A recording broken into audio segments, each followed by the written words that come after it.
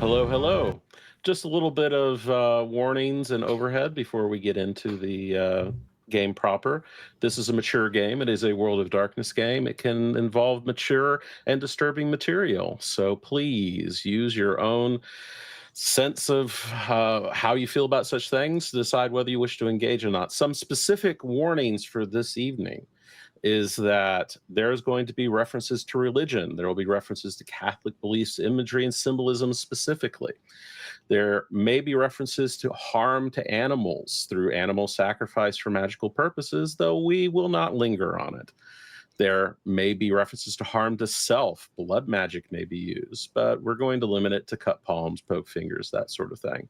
And this episode is going to involve elements of mind control. There may be mind warping and mind controlling effects on characters in this episode, including the temporary loss of identity. So, with those themes in mind, let us continue with our mage story. Alexander Pope once wrote, "Fools rush in where angels fear to tread." And we ended last game with an experiment, perhaps an ill-fated one. The Cabal had discovered a street drug called Stardust, which weakened the veils of perception between the mundane and the spirit world, and they acquired some from an unusual dealer. Before that, they had uncovered a sinister mural on a wall depicting a red-robed figure sitting in judgment. They decided to combine the two, recreating the red robe mural and linking the reproduction to the original using correspondence magic, then one of them deciding to take the drug just to see what happens. So now, Iris, the ecstatic mage, no stranger to all manner of drugs, sits on the floor of Bellamy's sanctum, an inner room in a brownstone here in Montreal. She has linked senses with Forrest, so he might also witness the results of this bold experiment while Bellamy and Felix stand guard. The results of this experiment were immediate. The veil between worlds was weakened, the colors of the room brightened, the bold spiritual power of the sanctum came into view, filled with spirits in the form of crows. And then the simulacra of the red-robed figure drawn by Felix began to move. In Iris's vision of the spirit world, the figure reached out, and with a hellish voice, it uttered the word, "Guilty." Fools rush in where angels fear to tread, but so do the courageous, the arrogant, and the mad. The wise can debate the difference while we continue our scene. Iris, you are faced with the disturbing image of this painted figure coming to life vibrantly. Guilty. She would try to speak to it and just ask, guilty for what? What is my crime? You are one of them. You will be judged. And you have been judged. It reaches out towards you. Forrest, you see this happening. Lord. What do you do? Just let it happen. just stand in the corner and go, "That's wild." Shit's on fire, bro. It's fun. Yeah, you should move. You know what? All jokes aside, I think Forrest is going to kind of take a moment to see how this plays out, because I don't, and you can clarify this for me if you can, Matt. I don't know if in this current state I'll be able to do anything. Given that you're sharing two sets of senses at once, you can do things. You can use spirit magic. You would be at a penalty and increased difficulty because you are seeing through two sets of eyes at once, feeling two bodies at once. And you're going to have to focus on which set of hands is yours. What about mind magic? You could definitely do mind magic. Okay. So I don't want to battle with whose hands are whose, because I'm hoping that I'm using Iris's hands when I do this. Well, you don't control Iris's hands. You control your own. You feel- Right. I think it's just more so of like, I'd like for this is going on to Iris. So I don't know if she needs to have a physical component in reference to this. I want to shield her mind from whatever's about to happen from this thing. Very well. You can help harden her mind. That would be a mind 2 effect, which would be a difficulty 5 roll on your arete. For every success, that will bolster and make more difficult attempts to influence her mind. Okay. I'm reviving D10s, right? I forgot. Yeah, of course. It's one darkness. Okay. D10s are best dice. 2 successes, a 5 and a 6. You feel reaching out with your own spiritual energy. You feel yourself reinforcing the pattern and the structure of Iris's mind. And Iris, you feel this influx of mental structure and this closing off when you might have wanted to be open.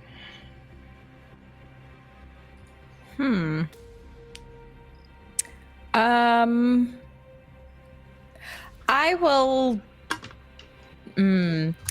Yeah.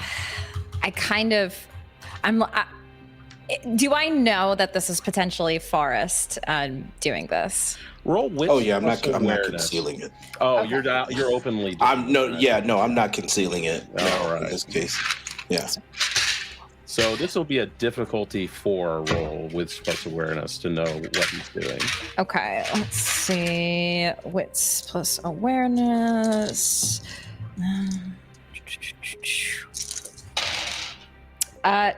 3 successes. You know that Forrest is the source of this sudden influx of mental structure around you. Okay. I would just say, wait, Forrest, can you just hold for 1 sec? I just want to see what happens. And if it gets bad, then you can just... Okay. Sure. I think when you look at Forrest, he kind of like, he has his fingers interlocked and he he unlocks them, but he keeps like these 2 like circles in his hand and he goes, as soon as you say it, I'll do it again. Okay. I'm going to let whatever is about to happen. And it might be dangerous, but I want to see what happens. And then, yeah, we'll see where it goes from there. This red row figure steps completely out of the drawing. The room in the spirit realm seems to stretch high and dark, like that one room in the Haunted Mansion. It stretches high, taking almost a cathedral-like air to it.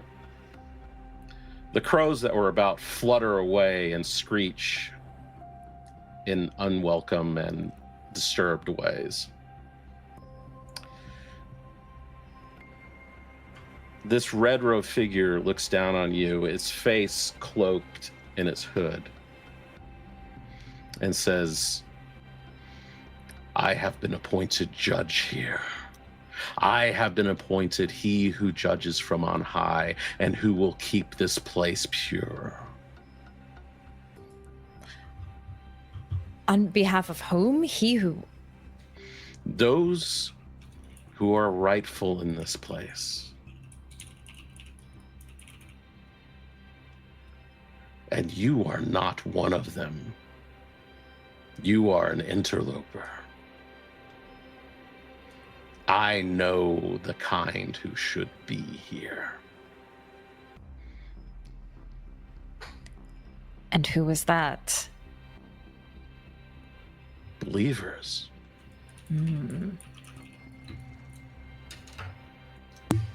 So what does one need to do to believe? I will show you. And he reaches down towards you with a huge, dark claw-like, thin, almost skeletal hands stretched taut with pale skin. And he grabs you by the head. Iris, please roll willpower.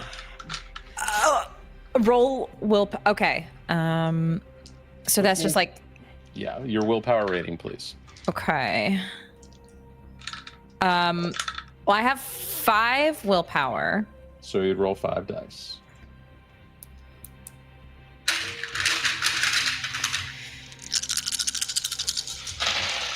One, 2, 3, 4. Whoa, 5! I don't know if that's good or bad, but I rolled 5. You are equal to this thing's 5 successes as well on the dice it rolled. You feel it's not as if something is going into you, it's as something is being ripped out of you. Like something is trying to take your consciousness away. To separate it from your pattern and your body. Something's trying to. Okay. Do I let? Is this where I call in the danger? The danger. Oh my gosh. And in that moment of indecision, give me another willpower roll. Oh, fuck. Okay. 1, 2, 3. 3 successes.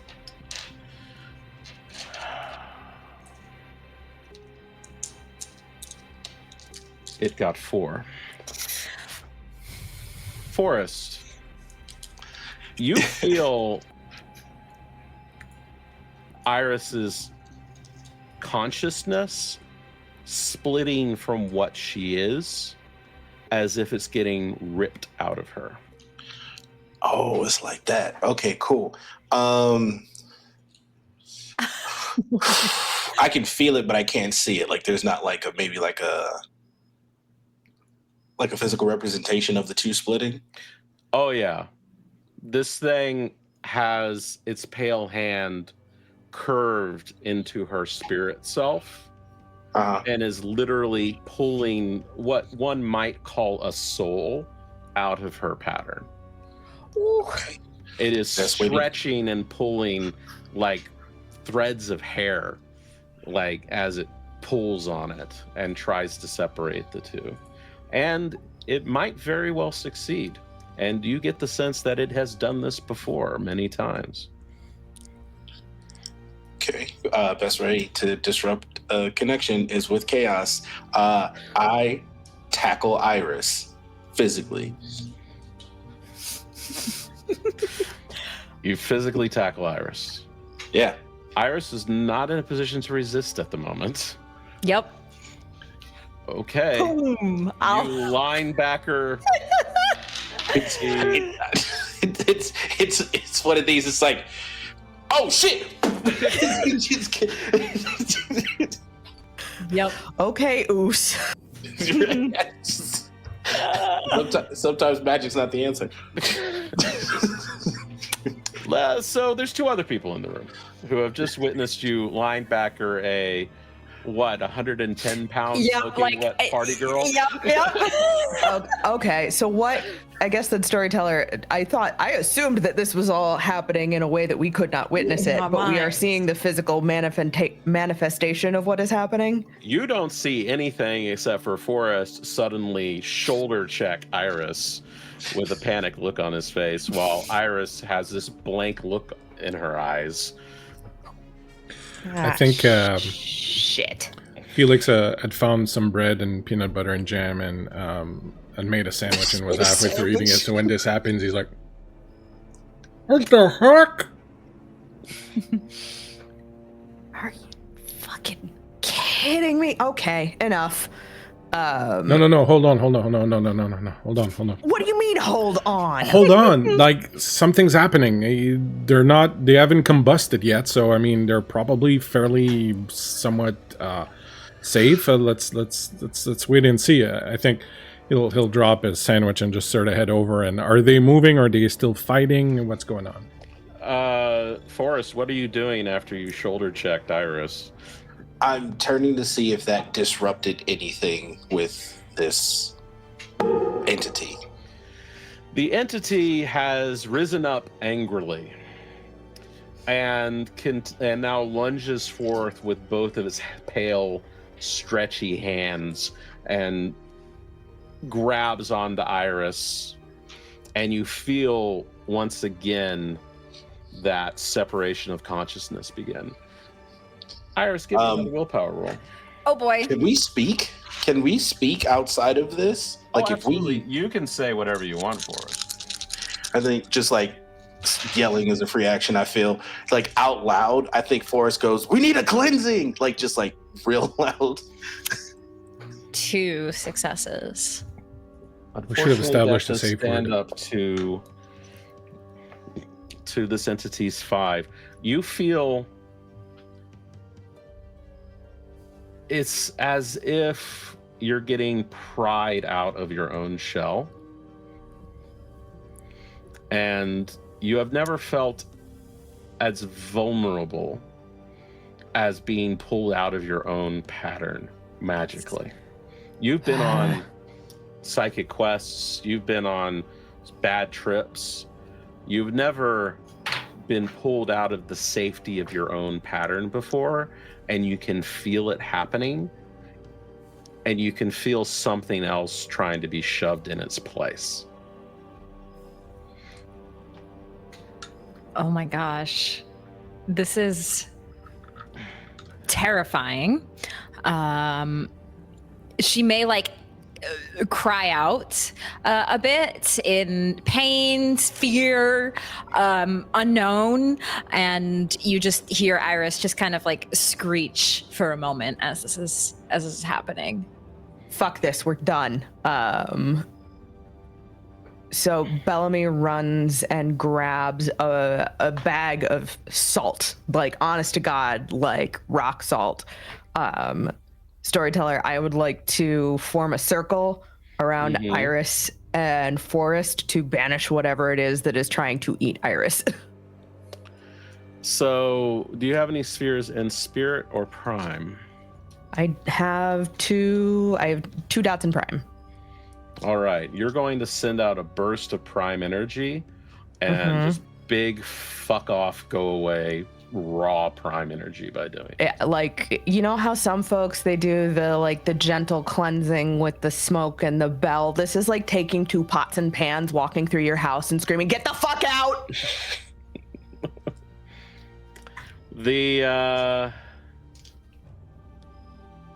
Give me an Arete roll. It's going to be difficulty 5. Okay. Can I boost that? You can spend quintessence to lower the difficulty, or you do have paradox coins left over.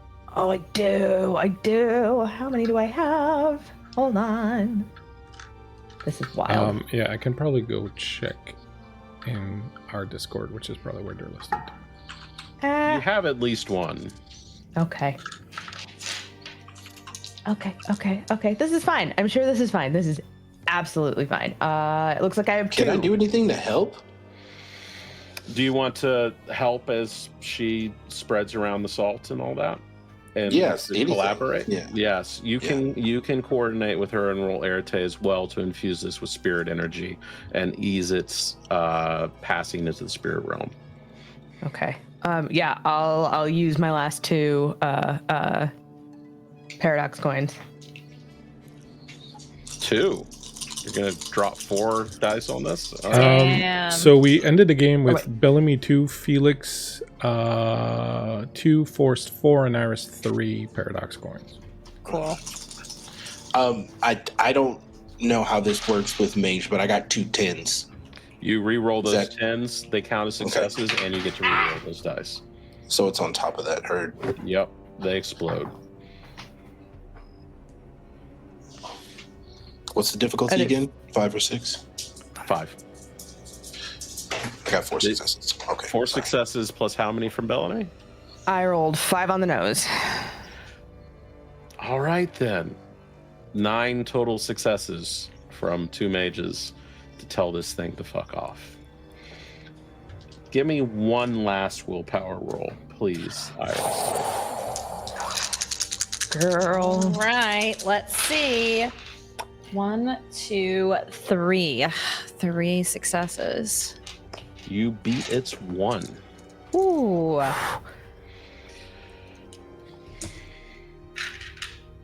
Here's what happens. You see in the spirit realm the shadow of Bellany throwing the salt around you haphazardly as Forrest infuses it with magical spirit energy from his own pattern. It bursts forth as this red-cloaked figure is gripping into your pattern and wrenching you out of it. It tries to hold on, even if it's thrown back, as if to take you with it and to leave whatever it wanted to leave behind instead. But finally, its grip weakens and you snap back into your body. But you have this sense that whatever he had put in there is not entirely gone. It's very odd to feel like you have a hitchhiker in your own skull. Ooh. Iris.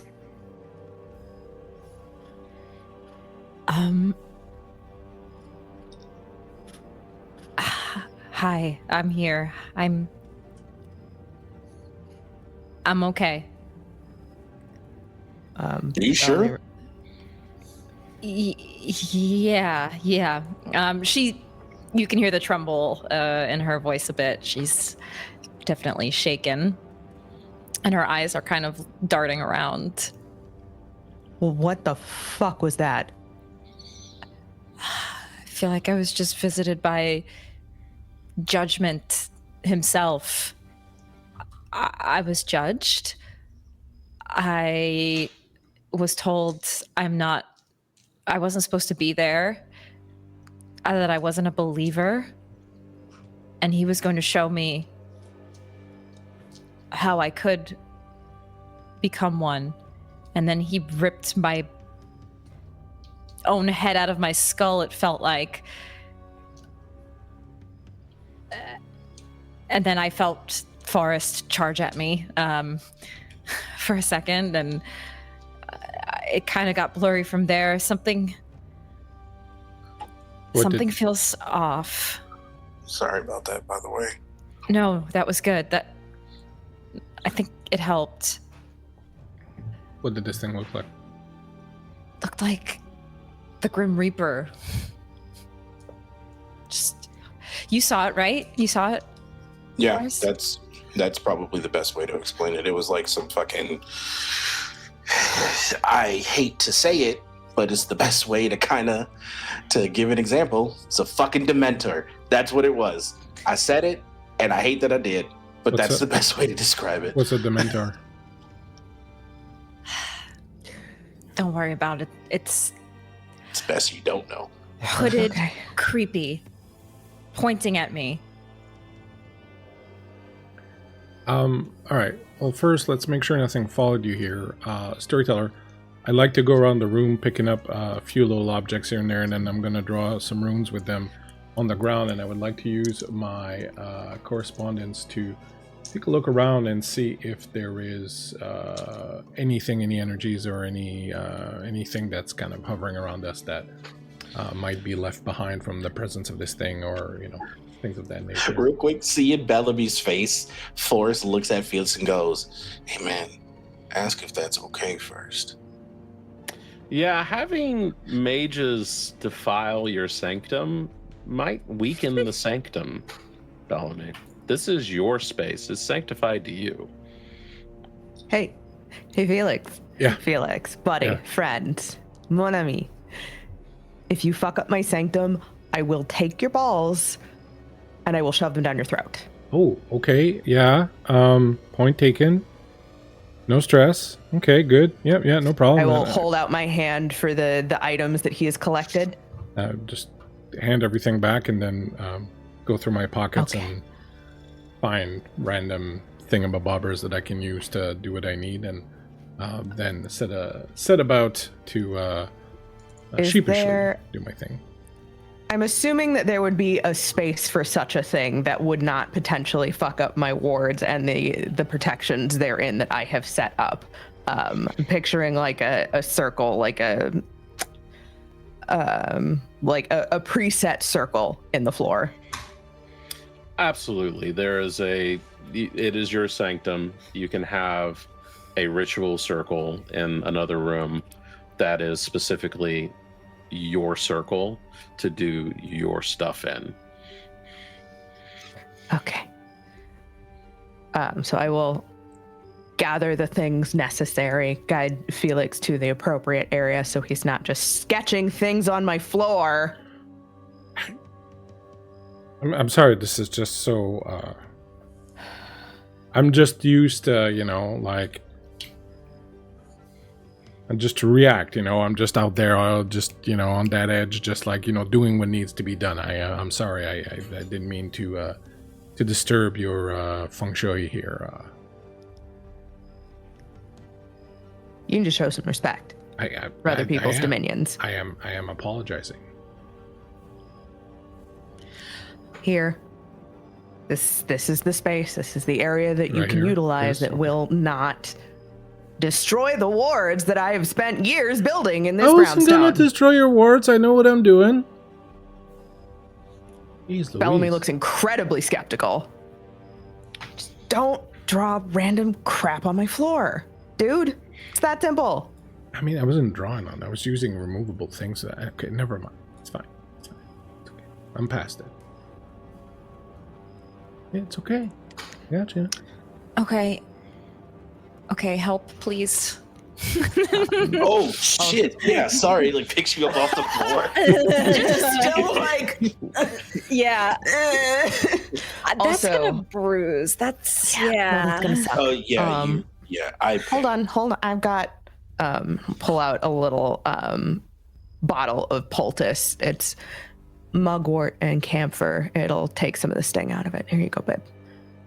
Thank you. Real quick, Storyteller, before Felix gets started, if I pop my wonder on and take a look at Iris, do I see anything? You know those old school 3D drawings that are like red and blue Yeah. of the same thing at once? Uh-huh. That's kind of how Iris looks right now from like a life horror perspective.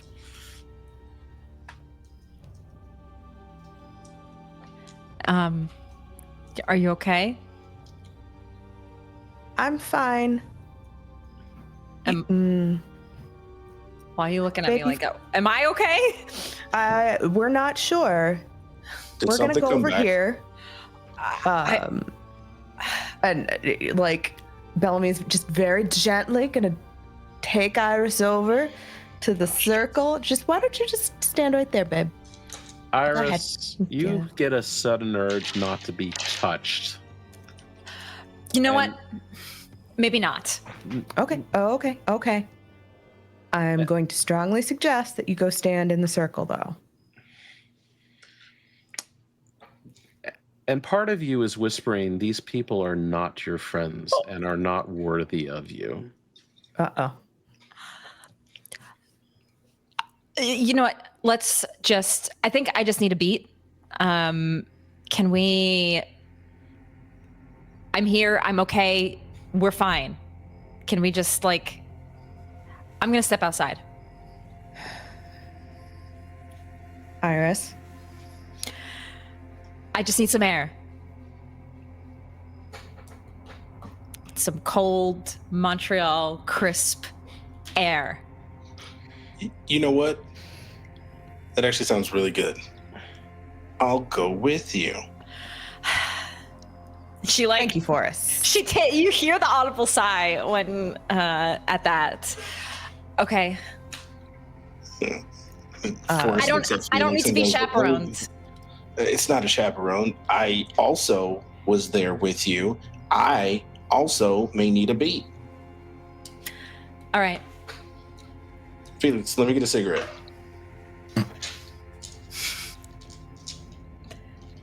Takes out his pack. Takes one out.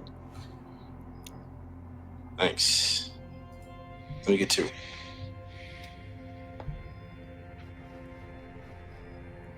Thank you. He gives you $1. There you go. I take it, put it in my pocket. Yeah, Yeah. nice. Forrest, as you walk out, like once Iris kind of wanders past, Bellamy just kind of taps her glasses.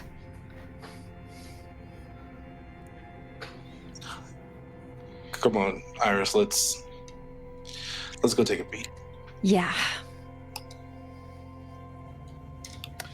You wander out into the alleyway behind the brownstone. It is a roughly paved patch of alleyway. It has fire escapes for the various buildings leading into it, dumpsters, that sort of thing. The dying bits of weeds and grass that are turning brown with the fall. The usual sounds of the city echo through it. Sirens, cars, far-off airplanes. Iris is just gonna just be quiet and stand outside. Maybe even just like grabbing her temple for a minute and just trying to gather herself or whatever of herself is there, ground herself. Hopefully the fresh air will help a little bit. Here. She'll take the cigarette. Okay. How do you really feel?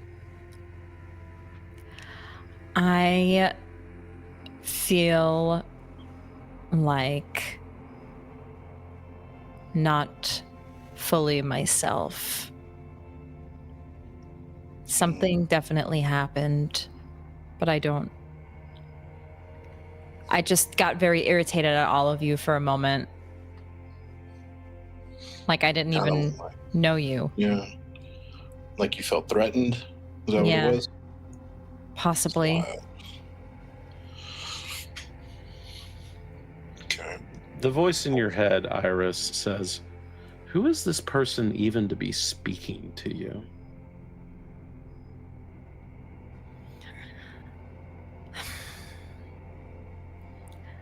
I just feel like I need to figure it out. And I don't need any help. I'm good. Yeah, of course. No, I didn't. Again, like I said, I stepped out here because it just wasn't you in there. Yeah. Yeah.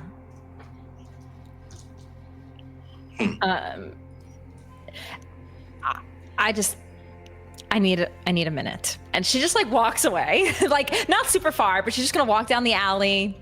She's just obviously not well. And she just walks away. It's fine. Storyteller. Yeah. Question. Sure. Forrest lit that cigarette as you would for a friend. Started real quick. And Interesting. now Iris is using it. I'd like to share perception with her. Oh. You wish to force a link of minds. I do. And hopefully with like that physical interaction of the Forrest taking a drag from the cigarette, giving it to Iris, her taking a drag, there's some type of way to where that connection can be made. Absolutely, you can make that connection. She has accepted a gift. Accepting a gift is a powerful thing magically. How deep a mental dig do you want to do? Do you want to connect emotionally, the surface thoughts, or do you want to dig around? I'd like to dig around. How many spheres in mind do you have? I have 2. This will be difficult. I'm going to call this difficulty 6, and also Iris will automatically resist using willpower. Can I walk with me here?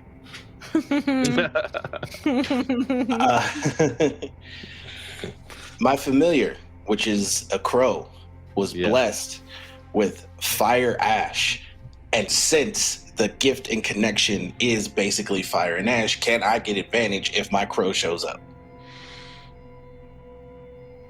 Or a boon, or what can I do if that happens? If you wish to make a deal with your crow spirit to assist you, you can, and it will lower the difficulty of this.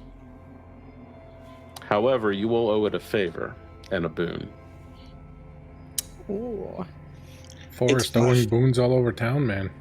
It's just, I mean, I feed you. Isn't that a boon enough? Shit.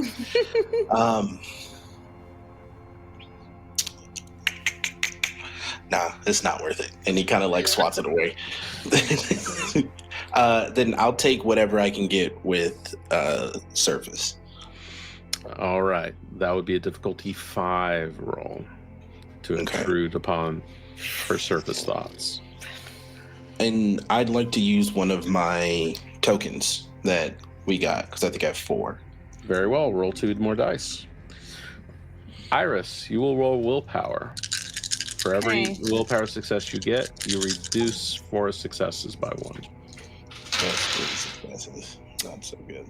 2 successes. How many did you get for us? 3. Ooh. You get 1 success. That's enough to start reading emotions and flits, brief bursts of surface thoughts enter your mind. Iris, where are you emotionally right now that he would sense? Very, I would say that irritation that she felt from the voice saying things to her about everybody, that they're not her friends, that they shouldn't be talking to her. Like, that irritation is there. And in addition to that, Forrest, you do get bits of surface thoughts of, what is this person doing talking to me? What is going on? That sort of suspicion vibe. And you very much sense static where it shouldn't be, as if you're getting 2 things at once. And that other emotional override you're sensing is cynical, judgmental, and it loathes you.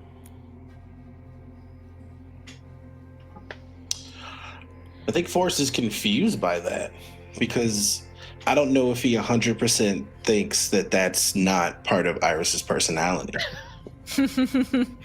Like just from how they live their life and their personality outwards and stuff.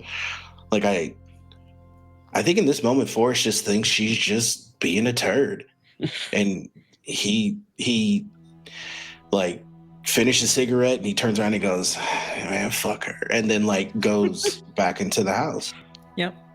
With respect, Tracy. I'm sorry. Yes, of course. Decisions have been made.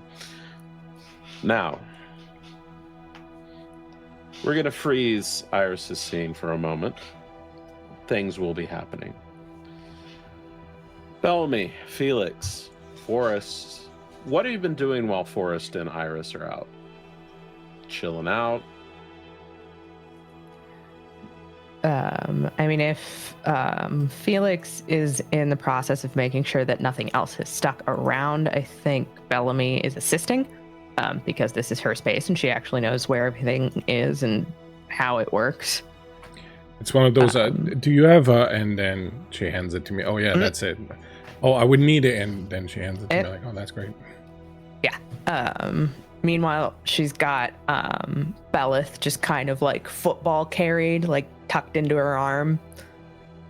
Every once in a while, she'll like wander back to the kitchen and feed him a little freeze-dried sardine. Baleth is agitated. He is not liking being picked up. Tough. He wants to prowl around in a way that speaks to his irritation. There's something else in here, bud? It smells wrong in here, and it's supposed to smell very right in here. What kind of wrong? Like nettles. Nettles. Spiky and bitter. Okay. You shouldn't have let Big, Ugly, and Bearded get in here and start connecting things. He pulled something in and you need to cut it off. Well, that's what we're working on. This is my home too. I know. I don't think we realize just how deep in this is. Why don't you do a circuit? If anything gets worse, you let me know. But we're trying to make sure the place is clean, okay? He goes and he sits by the back door. He gets another couple of minnows for his trouble. Do you let him out? Does he want out? That's his sign for him wanting out.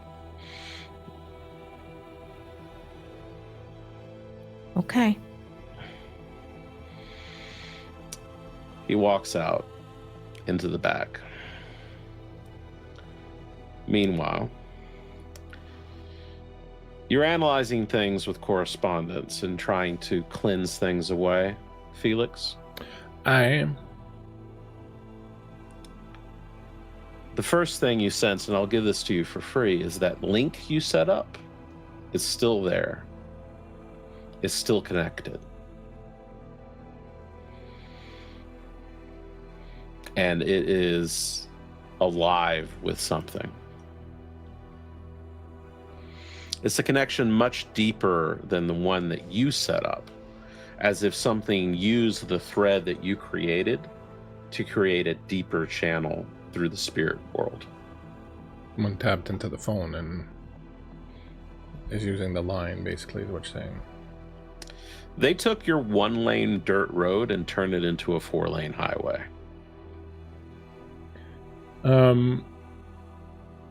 Could I mix some mind into my correspondence to try and kind of get a sense of the general attitude of whatever that thing is? If it's like, you know, is it being sus? Is it being friendly? Is it just kind of there, neutral, observing? Kind of get a superficial read on its general mood. Just an aura read on Or it. attitude, yeah. Roll Arte difficulty 4 as you make your marks in your ruins.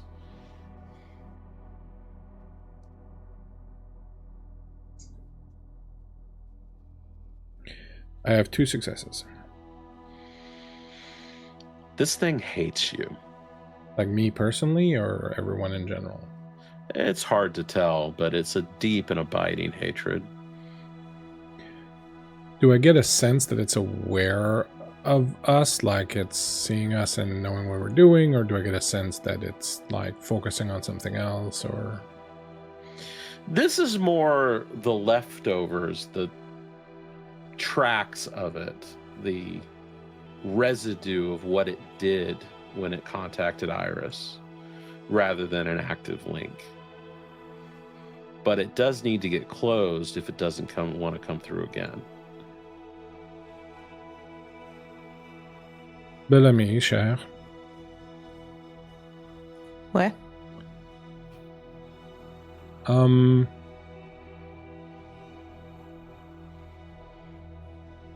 There's some we'll call it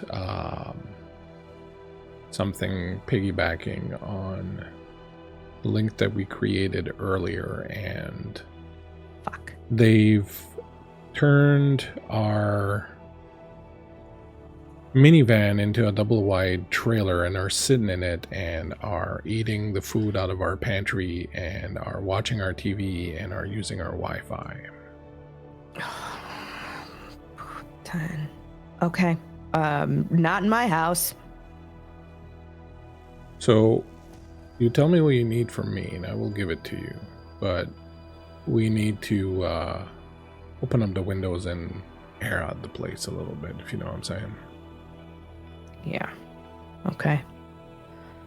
Then Storyteller, that is what I would like to do with Felix's help. And if Forrest comes back in with Forrest's help, because I've got someone who's more in tune with spirit than I am, this link needs to be shut off and my sanctum needs to become secure again.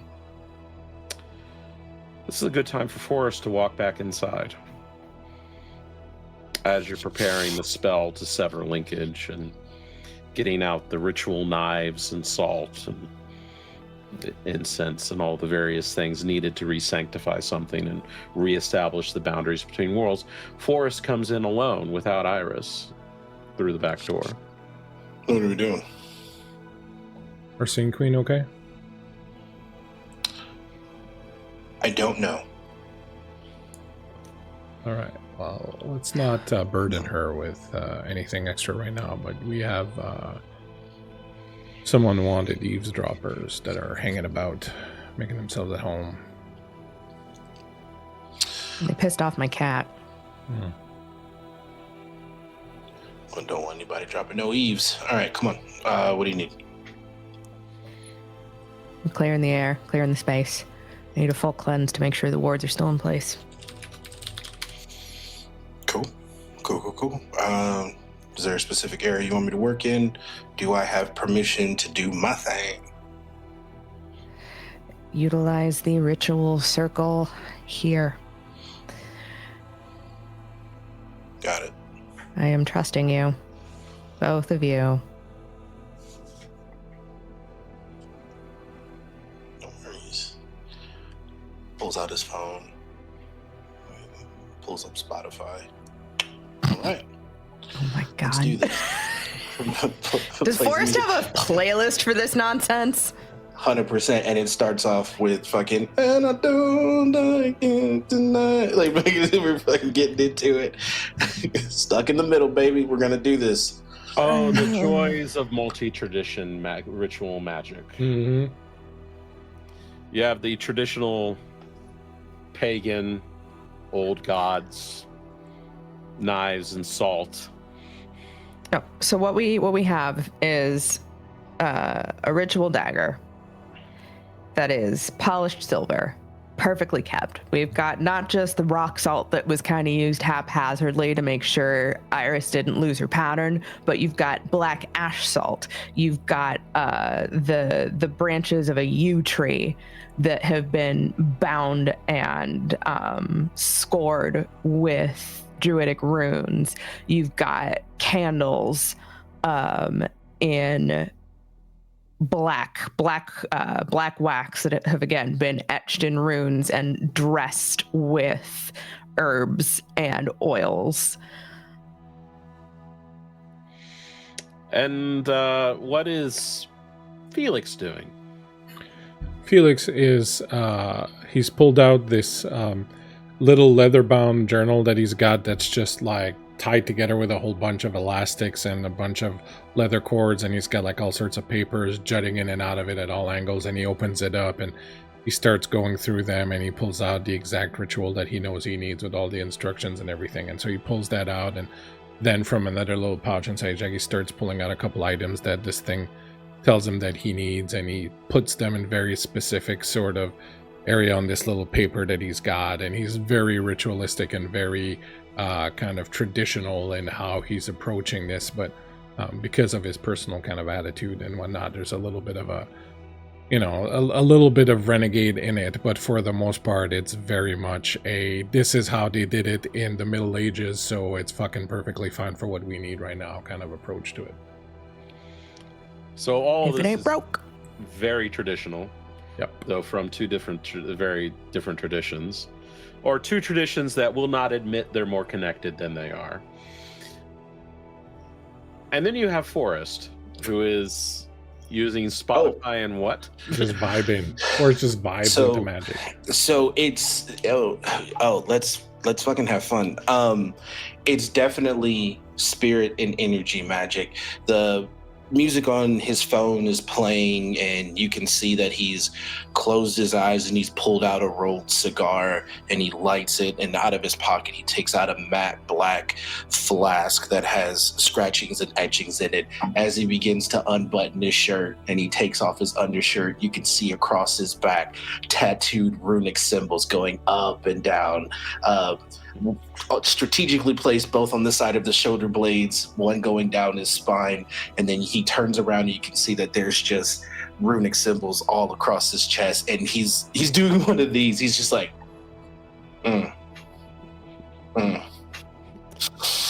Out of fucking go. curiosity, what song is playing? So after like Stuck in the Middle's playing, or after that's finished, it immediately goes into like Fetty Wap, like that. It's that kind of stuff, like something that has a little bit of 808 in it to kind of get the stomach grumbling a little bit. Some horns in there to get your ears engaged. He's closing off his visual senses so that he can feel and kind of just sink into whatever rhythmic bass boom that he has, because it's about the drums, it's about the rhythm pattern of it, and syncing up what you have with these waves, and it's just, it's so chill. Hey, Forrest, Hmm? you gonna cast this spell, or are you gonna fucking have a dance off with it? Whatever gets your dick hard, buddy. Let the man work. No, One just of you skill has him the all. skill high ritual. Roll manipulation plus high ritual to decrease the difficulty of this, if your two companions let you orchestrate it. So the way I'm Yeah, going to what you approach that is I'm going to say, okay, I know we're in your home, and I know you're vibing, you're about to make love to this thing like nobody's business, and you can do that better than anyone, Forrest. But if there's one thing that I know is how to run these things, all right? I'm like, think of me as the conductor. Y'all are the first chairs of everything, you know, you're the orchestra and you're the first chairs, but we need someone to just kind of give us the beat and the tempo and to call in certain things at a certain time. And, well, it's kind of my forte. So if you'll allow me, with all due respect to your own Bellamy, is capabilities. Felix asking us to dance? Yeah, sure. But you'll be doing the dancing and I'll just be doing the counting. How's that? It's your show, brother. You let us know where to go. What did you want me to roll? Matt? Manipulation plus high ritual. Oh, well. In case you didn't know, manipulation happens to be my bread and butter. And high ritual. All right. Do I have a target? A target? 6. Oh, it's not too easy. Oh, that's not too bad. I have 4 successes. All right. All of you roll Erte, difficulty of 3, thanks to that. Oh, sweet. 2 successes. 3 successes. 3 successes, 3 successes, and 2 successes. You have dancing. You have the symbolic severing of bonds with the silver knife. You have runes and rituals, and the combination of the various dreams and beliefs of different eras and different peoples combining together. This is really what the traditions are about, is taking the imagination and the spirit of many things and combining them together. And perhaps at times they work together. In this instance, they do. You feel a cleansing and a severing of this unwarranted intrusion. You feel the sanctity of this place be reestablished. You feel like this is your home again, and that this intrusion has been rebutted by the end of it, as the music fades, as the smells start to go away, as the cigar is put out, and as you sheath the knife. Okay.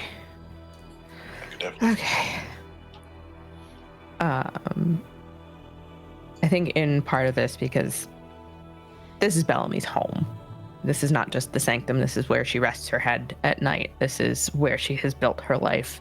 So, as with all verbena, we understand that the blood is what makes this magic truly powerful.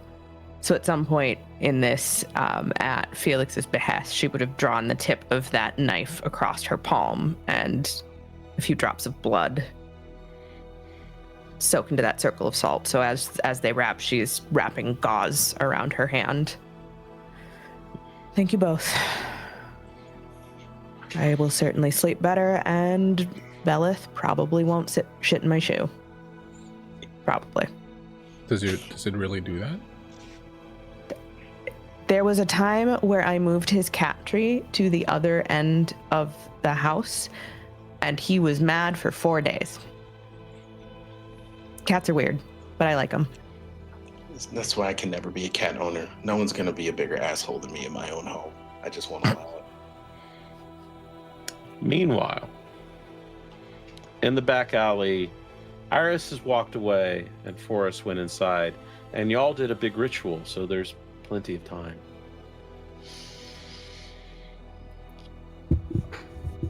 Where are you walking to, Iris? I'm just gonna take like a lap around the block to just clear the head.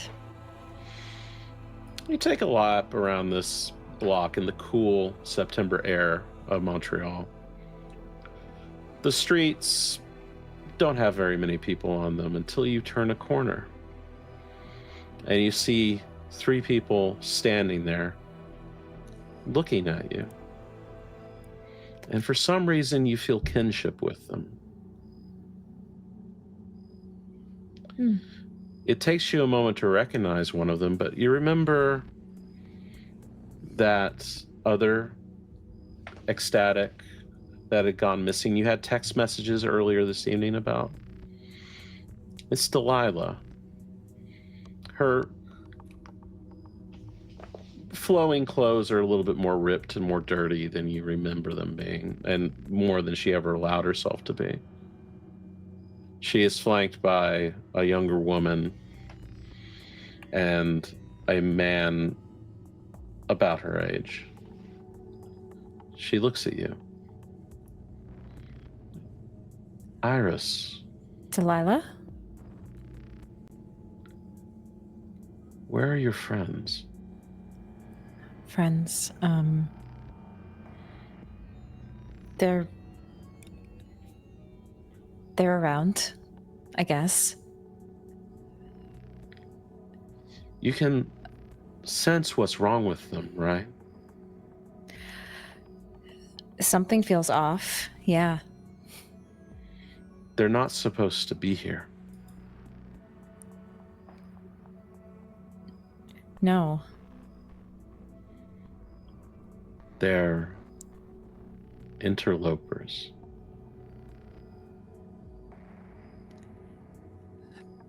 Yeah, but we are supposed to be here, right? Yes. We are the chorus and the chamber, and he is the judge.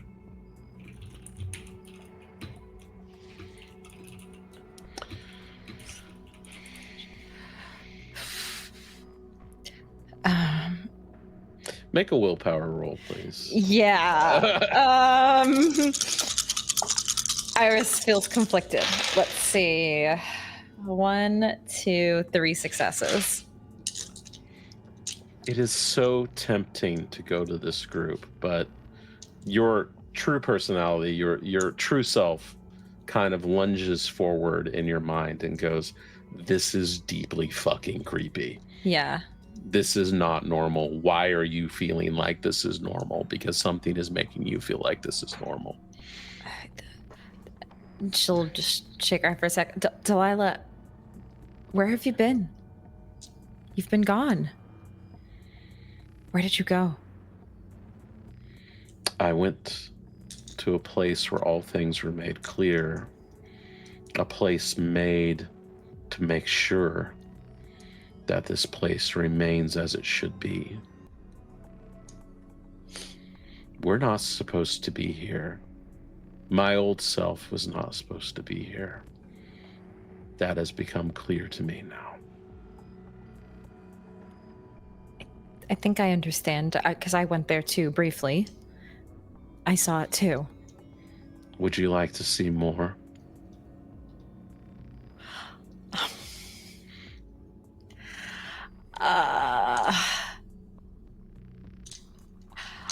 See, it's hard. Iris wants to learn more. So seeing more would be learning more.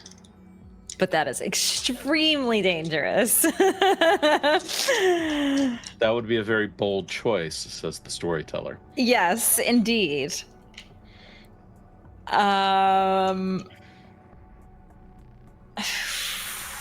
I think she will. I do, but I feel like my mind isn't right now. He'll make it right. What even was that place? Where? What? Does it have a name? Dear Iris, questions are a prison.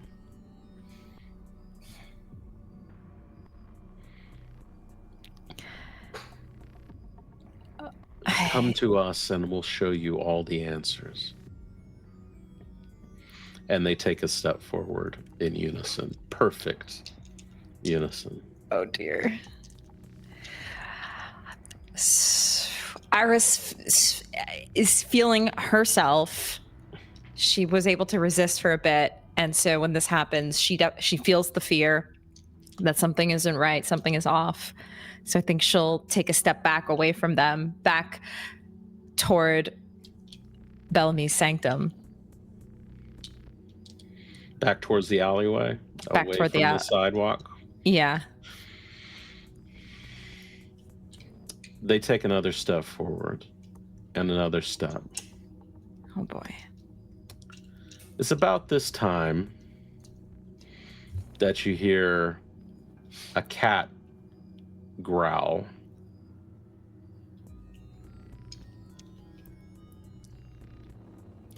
And suddenly, a tabby cat, Bela, far fiercer than it has any right to be, jumps between you and these three, hissing and growling, back arched. Let's go, Bela. Save me. It looks back at you with a look which, despite the differences in species and the differences in traditions and all this stuff, speaks simply, "What the fuck are you still doing here?" before looking back at them. On that cue, she's going to take the opportunity of this distraction to run. Roll Dex plus Athletics. Okay, let's see. All right, I have good Dex, not good athletics. 3 successes. You run despite your inconvenient club footwear. And You hear behind you hissing, snarling, and a yelp as you round the corner and make your way down the alleyway.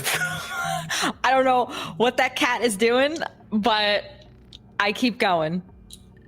You know what that cat is doing. It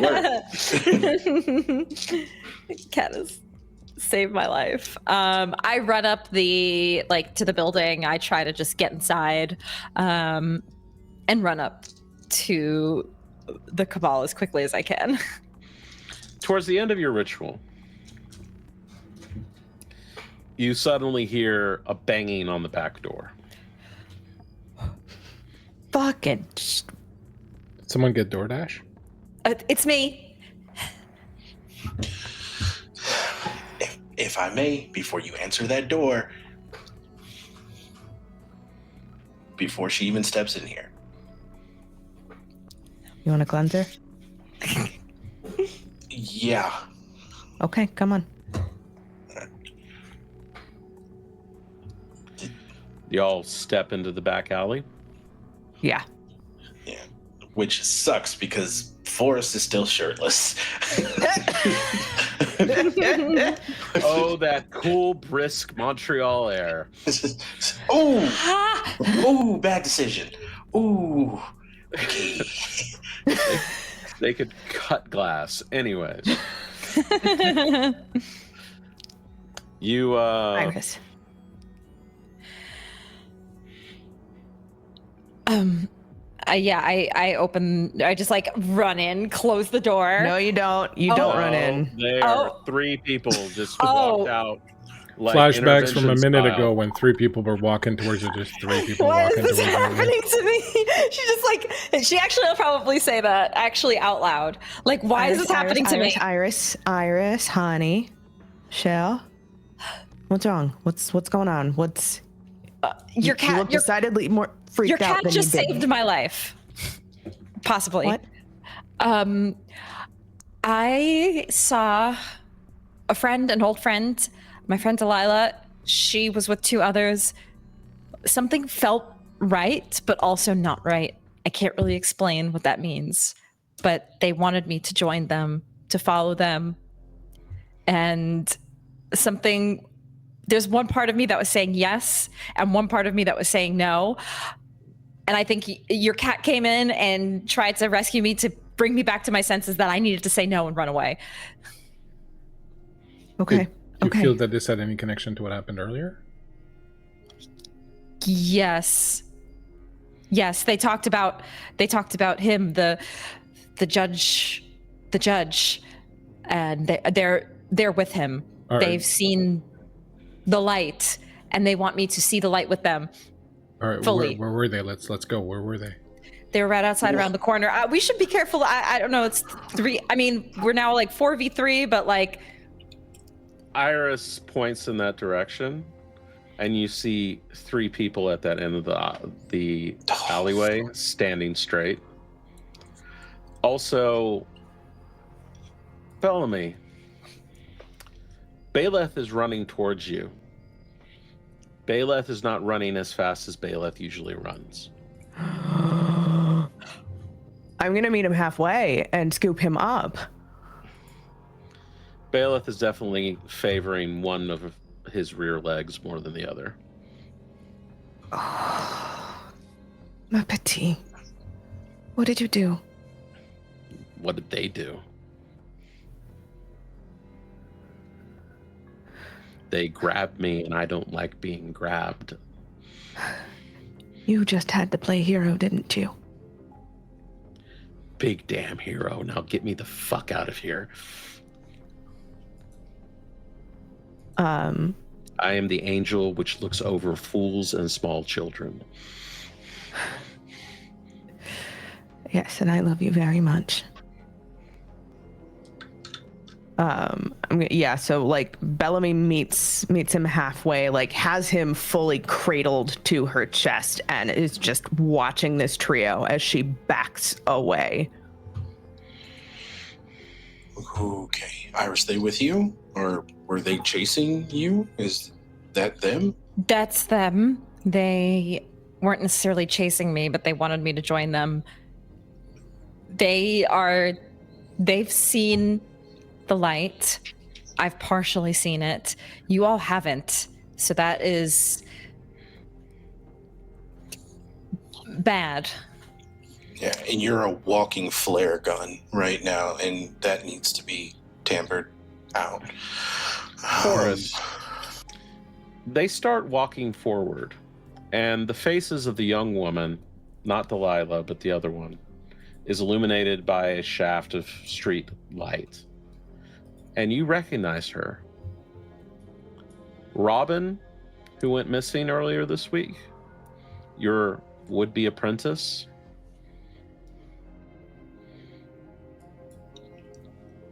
Oh, that's not good. She has an intensity in her eyes that you have never seen before as she walks in unison with these three.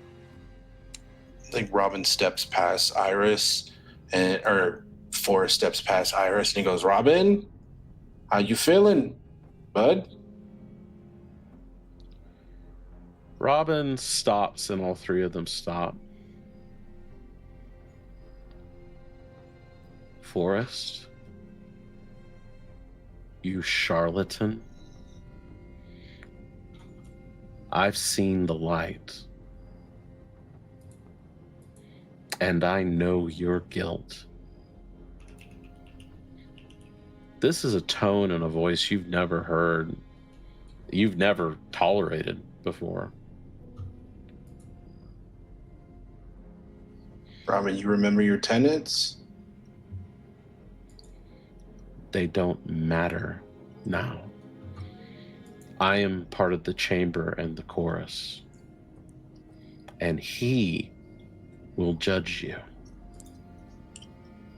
One last question, Robin. Where do we go for dinner on our first date? She just smiles and they start moving forward again. Fuck. Okay. You All points at Iris. You need to be cleansed before you step anywhere near what we just did. But we do need to get out of this alley. I am going to look at Forrest and say, take Iris, get back towards the house. I'm going to slow these guys down. Cool.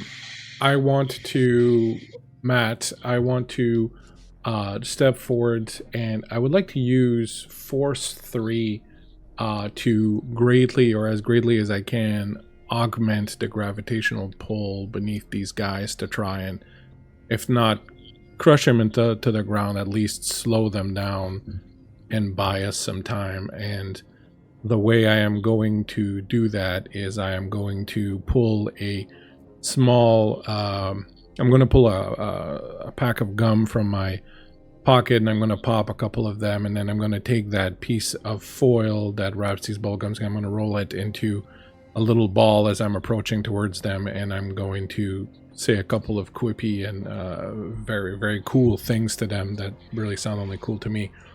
And then I'm going to crush down into that ball of aluminum between my palms as I enact a ritual that I've learned a long time ago that allows me to shift the gravitational forces and augment them through the power of force. Very well. Here's what will happen. You are going to roll difficulty 5. You are going to take at least a point of paradox. This is a vulgar effect. Unlike the other magic, which was spirit magic and mind magic, and doesn't really affect the consensus in the same way, you are now doing something explicitly vulgar. If you get 3 or more successes, you will actually do damage with your magic, depending on how many you get. 1 or 2, you will simply hinder them. Okay. Roll Arete. You may spend quintessence to lower the difficulty, and you may spin a paradox coin if you wish. I would like to do both of those things. So I will lower the difficulty to 4, and I will spend one of my 2 paradox coins.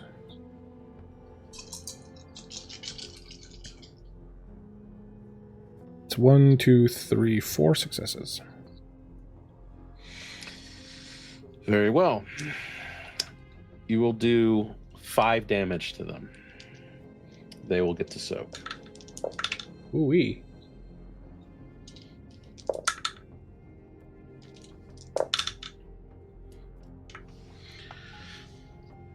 Everyone in the alleyway witnesses a ripple come out from Felix. And that ripple then loops back around and comes slamming down through the air upon these 3 individuals. They are slammed down to the ground. With Robin, you hear a cry out and the sounds of bones crunching. With the other 2, they simply hit the ground hard enough that you hear one of those signature cracking noises of someone hitting something hard way too fast. This ripple slams them down and holds them there temporarily. Let's get into a little bit of round by round now. Bellamy, what are you doing now that Felix has done this? We are headed back away from the alley, away from these 3 fucking weirdos. I've got my injured familiar cradled in my arms. Forrest, what can you do? We need to get inside. We cannot stay out here. Do in reference to who? Her or them? Pick one. Her! Pointing at Iris. Okay. Looks at Iris. Hey, I'm going to do something that's going to be kind of nasty, but it's necessary. You're shocked muted. and silent. You're muted, my love. You already tackled me earlier, so whatever you're gonna do, it's fine. Perfect. Pulls out that pulls out that flask that he had earlier and takes a huge swig and he goes, sorry, and he starts spitting on Iris. And it's like in a spraying motion, torso, legs down, and then he's like, all right, fine. Snaps a couple incense, smashes them in his hand, kind of does a circle around their head and go, okay, this next thing you're definitely not going to like. I apologize. What's that over there? Look, and then he like pokes you really hard with the needle, and he's like, cool. All right. Okay, cool. That's tainted. Oh, that's really bad because that burns. Oh, that burns. Oh, no. Shit. Okay, we're gonna need something stronger, Bellamy. So, I love all of this. This is gutter magic at its finest. Gutter mage. Yep. No, listen, sometimes you just gotta go with what you have on hand. And you know what else? Bellamy just keeps a little thing of black salt in her pocket at all times because you never know when some fuck shit's gonna go down. So there's a real quick like scamper around as Forrest is doing this. Just a little circle with black salt. It's fine. We're totally chill. Everyone's just doing this. It's fine. We're fine. It's fine. We're fine. All right. Your left hand in and your left hand out. Exactly. Okay, the hollow ones will use the hokey pokey as a ritual, so don't joke too much. All right. You are speed running an exorcism. Always a great idea. Is that your intent here, to just blast whatever is in Iris out, or full spiritual drop kick? Yeah, we don't have time. Like I'll run back inside and get a literal pot and pan to like make some fucking noise with, if the noise will help. Not sure you have time to do that with these 3 people bearing down on you. So let's just go with what you got. Yep. Your difficulty is going to be 6, considering this is fast casting. It's direct I will spiritual attack. This is I think I still have a both quintessence you left. and Bellamy and Forrest rolling air attack. Okay. Can quintessence spending stack? It will lower. Yeah, for every point you spend, you can spend up to 3. Okay, we're at 7 or 6. What did you say? 6. 6. I can spend 1. You spend 1, Laura. Yeah, I'll spend 1. All right, that lowers your difficulty to 5 for either of you. That's how it works. You could spend 2 of your own to lower your difficulty to 4. I'll spend another 1. All right. Yeah. I'm gonna use a coin 2. Woo! Exploding tens! Nice. 4 successes on my end. 4 successes. Yeah. I think that gets me to 5, if my math is correctly. So 4 and 5 successes. Panic. Iris, you have never felt such a direct assault on your spiritual being ever. Oh boy. And you've done some crazy shit, and you've done some, and you've been to Burning Man, but You've been to Burning Man. Oh no. Ew. you feel something just getting carved out of you and flung aside, and you get this brief image of the red-robed figure in front of you and then dissipating. And it feels like you have had the spiritual equivalent of sandpaper rolled over your soul doing that. It did not feel good. That was rough. It feels like you probably got rid of it, but you're not quite sure you're all right. Iris needs to like let that out somewhere. She takes her nails.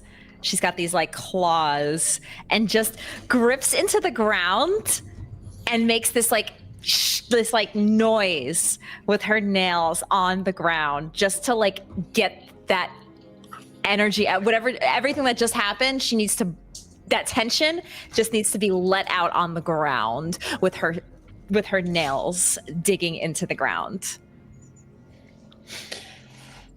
Just a primordial sort of expression of pain and struggle. Yes, exactly. Meanwhile, Felix. Meanwhile,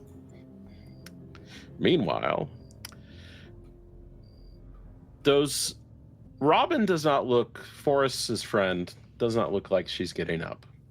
She looks like she's struggling on the ground in pain with a broken leg after what you did to her. The other two have pulled up and they start moving towards you in a run. This older woman and this middle-aged man. Moving with a vigor that you do not expect. Attack of the boomers. What's going on? Mm-hmm. I think he was feeling pretty good about his use of forces earlier, but now he's starting to think that maybe it might be time to embrace the better part of valor. He's not the kind to just sort of hang in there and give me, if you would, Storyteller, just an idea. So we're in the back alley now. Is this one of those Montreal back alleys that's got an opening at both ends and that's got a bunch of backyards and stuff like that around there? Or is this one of those like downtown alleys that's got like brick walls along one side? Or kind of what's the feel here? It is roughly paved. It has an opening at either end.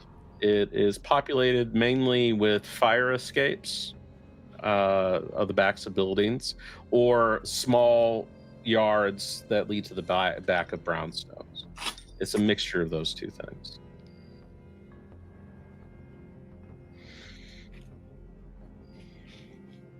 I'm going to take a quick look behind me and see what's going on with the other three. Do they look like they're about to go into the house, or are they still sort of... They are doing something that involves Forrest. Like, for right now, Iris is very wet and on the ground and kind of screaming and clawing at the ground. And Forrest and Bellamy are standing nearby, and there's something. They did something.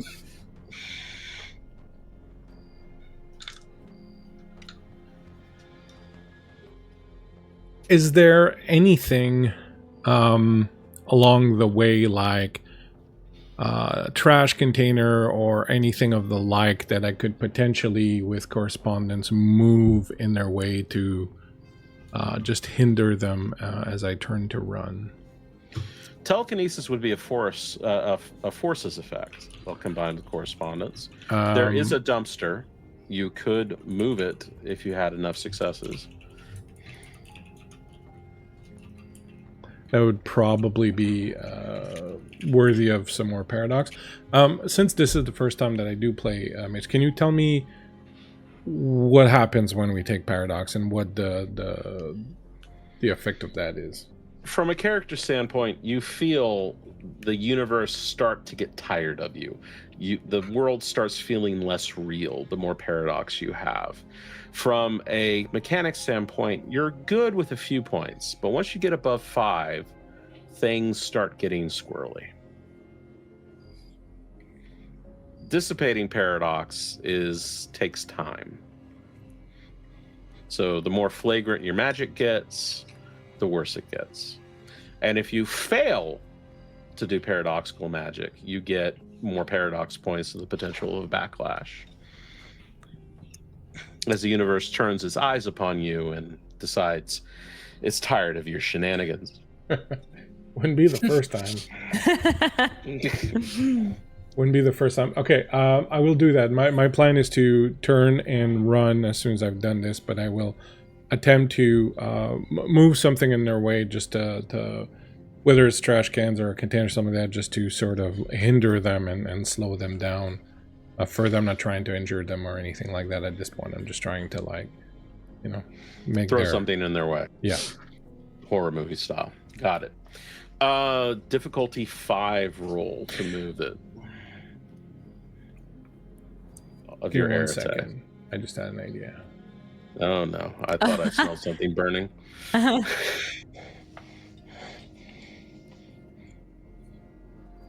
Could I, instead of using that power to throw something in their way, could I use it to pull their pants down? I would say that's a high precision use of telekinesis, and thus would be higher difficulty than simply shoving a dumpster in the way. I'm feeling my oats, and I think I want to try that. Very well. Difficulty 6. Arete roll. Okay. I'm going to use one more contestant, lower to 5. I'm going to use my last paradox coin. Okay. That's 2, not 3. Okay. Ooh, 10s explode? Yes. Sweet. 3 successes with the explosion.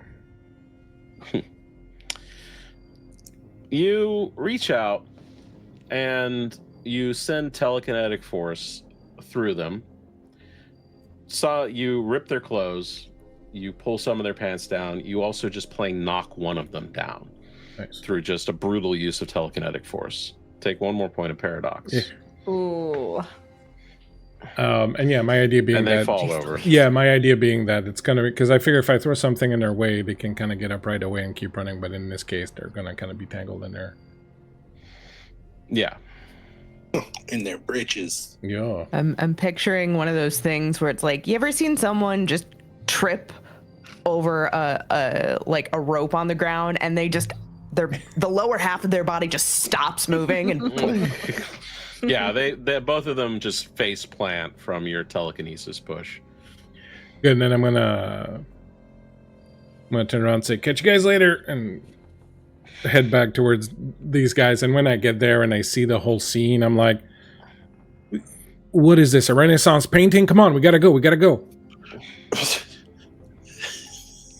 Okay. I help Iris up. And where you go to?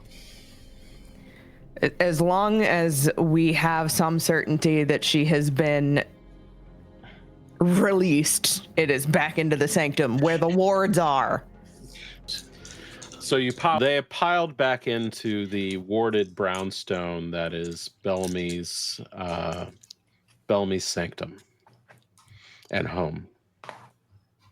They have fled the 3 people that were pursuing them in the alley after doing various bits of telekinetic violence to them.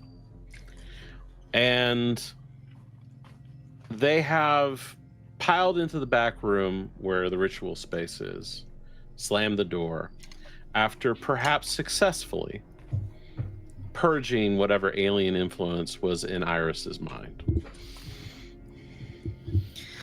What do y'all do now? Okay. That was a lot. But I think I'm feeling better. I was not feeling good a few minutes ago. That really hurt. But thank you. Those were friends of yours? I only knew. Did you, Forrest, did you know one of the others? I did. Robin, she, I know Robin. Yeah. And I know Delilah. She's a fellow ecstatic. Anybody get a good look on the third guy? It wouldn't. I mean, if you did, that'd be great. It makes sense if you didn't. No. Okay. Do you feel that whatever was inside of you was trying to do to you what potentially it did to them, i.e. control you? I feel for a second it was, but now it's not there anymore. Right. So it's gone, but you get the feeling that it's the same thing. That's the same thing. Yeah, I think they're fully bought in. Yeah. But bought in how? Like, it seems to me... Okay, so when was the last time you saw these people that you know in that group? Shh. I haven't heard from her in days. Forrest? Robin's been missing for a bit. I'd say about a week or two. I mean, a week or two, few days, that's not enough to get indoctrinated into the cult, right? So it's obviously not. I mean, We don't know. Whatever that was, I don't think it indoctrinates. I think it just takes over. It takes over. There's got to be something somewhere. We need to hit the books. We need to do a spot of research on this thing. We need to know what it is. It's got to be in a book somewhere. For sure, something like this has been around before and someone has seen it and they've jotted down a couple notes about it. Books? Yeah. Bellamy wanders back in. She's still got Belith. His back leg's been just sort of wrapped with a little bit of gauze. And like she's muttering a little to him, and it's very much like, I know you don't like to be held. Just give me this one, okay? How's the little warrior doing? Tell him I will claw his face off. He's feeling better. Good. He's a strong little guy. You're very courageous. You're very brave. Easy. Okay. do we have time to do a study session? I mean, people are actively attacking. I don't know if we have time to kind of comb through books here. Is there a Spark Notes version of any of this, or? I agree. I don't think we have the time to dig deep into research. Yeah, we can get out of here. I'm not suggesting that we pitch a tent here, but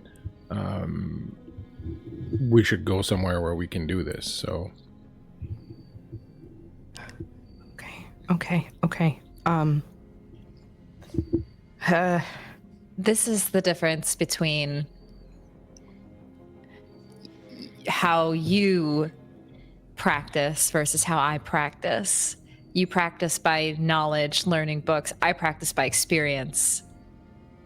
I think our best way to know more is we need to dive deeper. You want to go back in there? We go in now with more defenses because we know what it's capable of. We that's the thing, we don't know what it's capable of. We just saw what they allowed us to see. Iris, with all due respect here, this isn't a new drug or something out of the Kama Sutra. It's not something that you can just go, oh, I tried it and I didn't like it, I'll never do it again kind of thing. Like, this is the kind of thing, or if it goes sideways, Who the fuck knows what could happen? I mean, you talked about your personality or your soul being ripped apart earlier by this thing, and that was just like in the first 30 seconds. I almost okay. My thought was maybe we go back to them. I go back to them and tell them I want to join, but this time we have defenses up. We go wherever they're going to take me. I can learn more, but I know that's risky. I know it's risky. Or we grab one. We could do that too. There's one in the alley with a broken leg.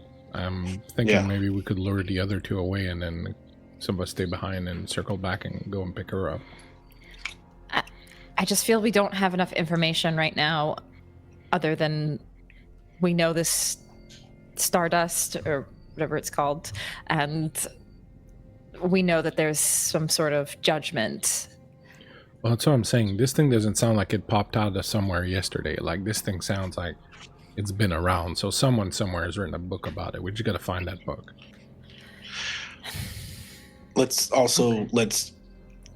I don't think it's the drug. I think the drug, jokes aside, is a gateway to the rest of this. This is something that's allowing this thing to do what it does. I mean, we felt it, right? Even just with that little bit that I had on my tongue, my senses were dropped. And then with Iris doing what she did, there were no senses. There was no way to defend against that. We were completely, we were completely in the open.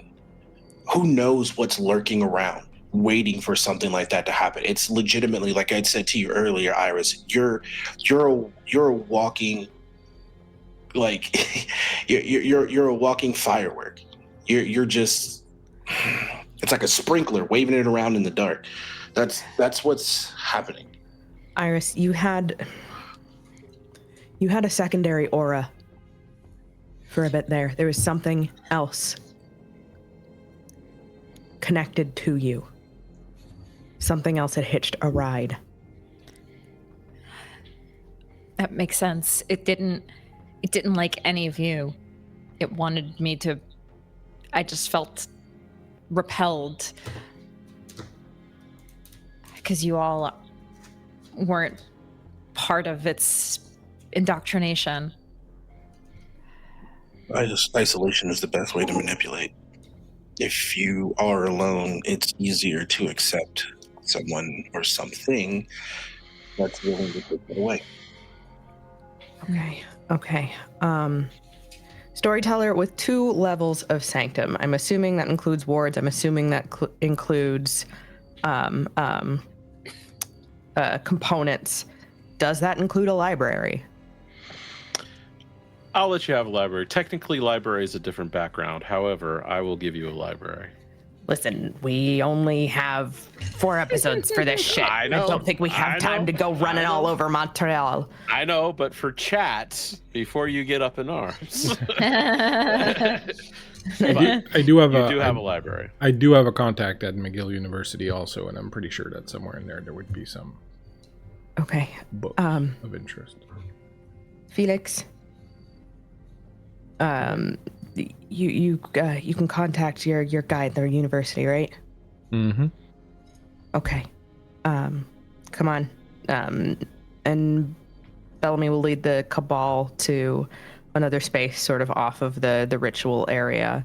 It's a study. It's dark wood and a couple of like secondhand armchairs, a nice little fireplace.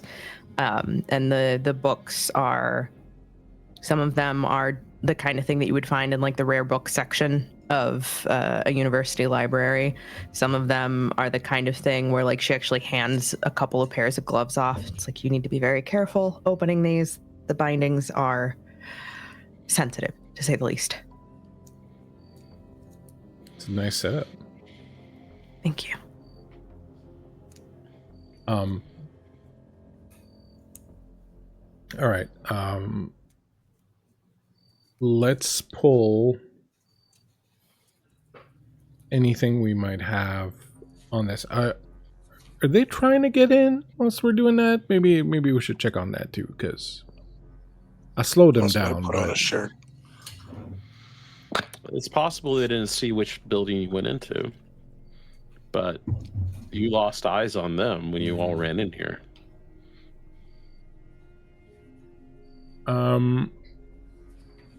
I do have, and I know somebody else has it also, I think, but I do have correspondence 1, which allows me. Is it correspondence? Hold on.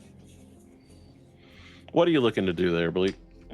I have something that allows me to process data and information and multitask. Oh yeah, so it's mine.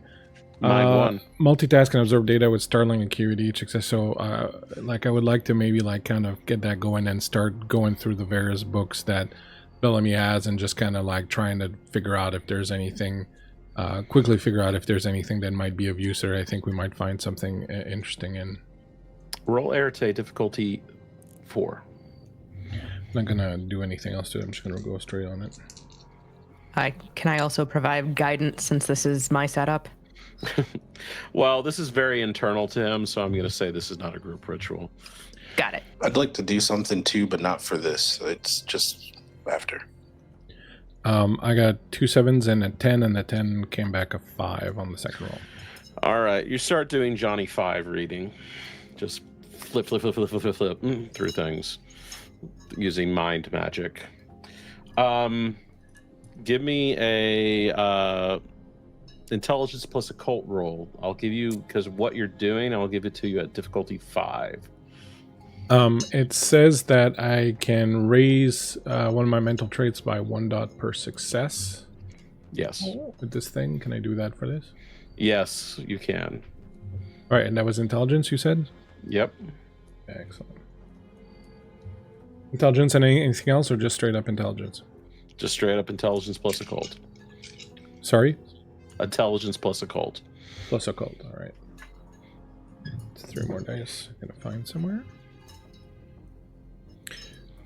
This is my bailiwick, people. This is what I do. Nerd. I read books, I know things, and I draw people's pants. Yeah, difficulty was. But what did your character do? Yeah, exactly. I'm sorry. Can you remind me the difficulty, Storyteller? Difficulty 5. Well, that's pretty cool. I have 1, 2, 3, 4, 5, so 6 successes. Ooh. I rolled a lot of. I rolled like 9 dice, so we're rocking. You find a reference in a book. It's a book from the 17th century talking about spirits of punishment of those who affront to the Almighty. There are many descriptions of such spirits, but you recognize them as one of the banes of a mage's existence, a paradox spirit. Those spirits which manifest directly as a retribution upon mages for their arrogance. Some of them are legendary. This one, the Crimson Judge, manifests to those who seek judgment and retribution through their magic and purity. Sorry, and purity. So, is this the kind of thing that would just kind of be gallivanting around, or is this the kind of thing that would pop up due very specifically to the direct actions of a specific mage or a specific cabal or something? The latter. It would crop up because someone did something. And the likelihood of this thing appearing or messing around with people that are not its intended target are... That you're less sure of. It depends on how big a spell and how badly it went. I think he'll read this and then look up at his friends and go, was one of you very naughty? You got to narrow that down. Huh? Yeah. Crimson Judge, he's a bane. Usually shows up to punish. Specifically punish those like us who sin in their hubris did one of you attempt maybe a spell or a ritual that went a little awry? Because I'm not 100% sure that these things just randomly follow other people, and yet they've clearly had an interest in at least 3 of us so far, because I first saw them. And then you, Iris, seem to be a special interest in them, and then it's 2 of your buddies out there. I mean, who hasn't done something Iris? No, I'm saying maybe it's all of us. Maybe who are we to say that?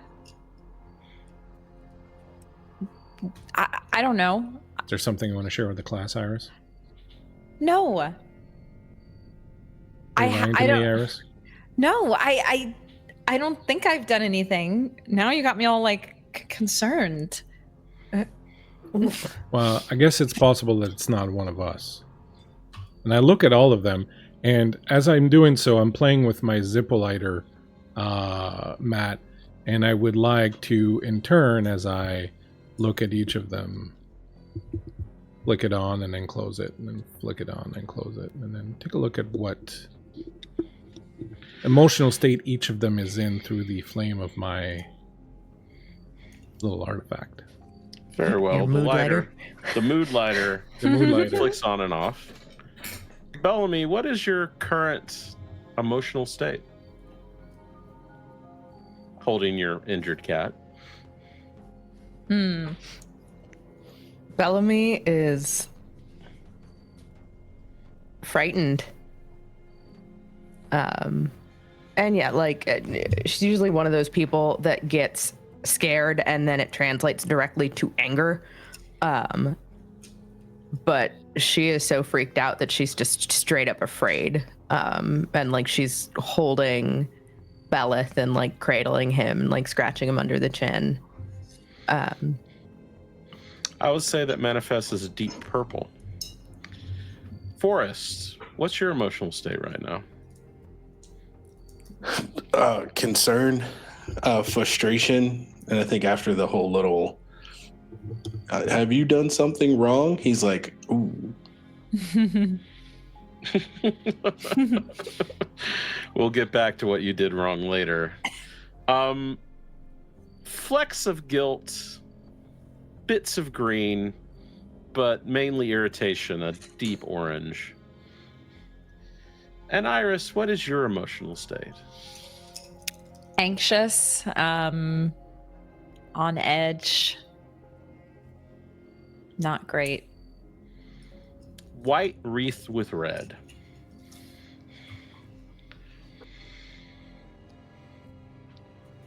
It's about this time, Forrest, you feel your phone vibrate, then vibrate several more times, then vibrate.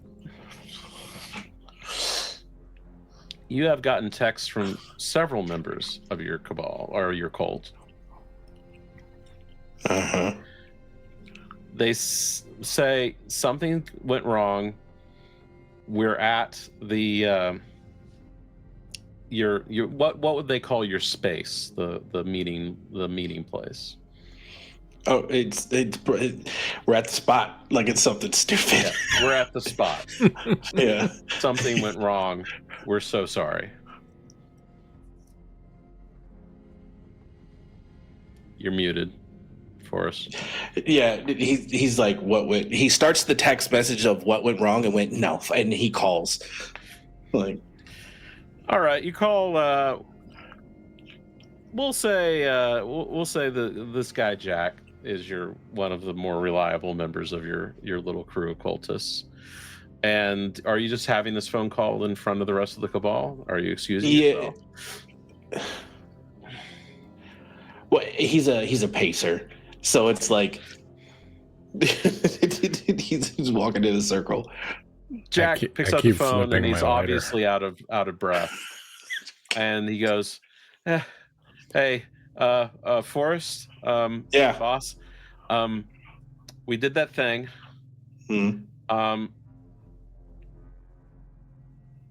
You should come here.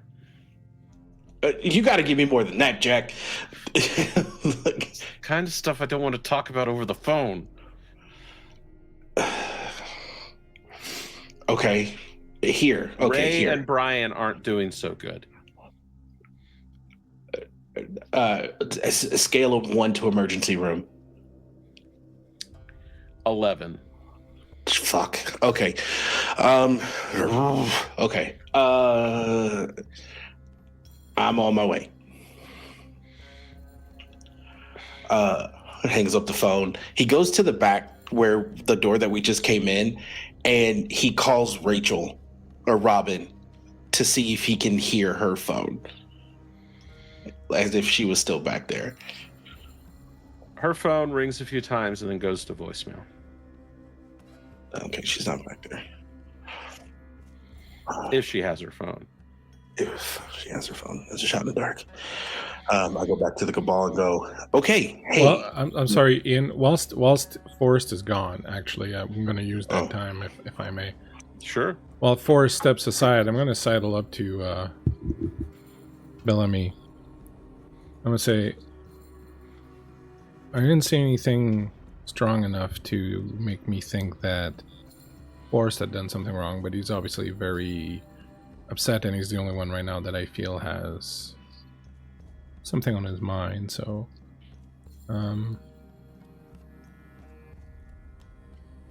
don't know Forrest that well. Do you know him well enough to ask? I give him a fair amount of shit at the bar. To be fair, though, you give a lot of people a fair amount of shit at the bar. Yeah, well, it's kind of part and parcel for the fucking job, Felix.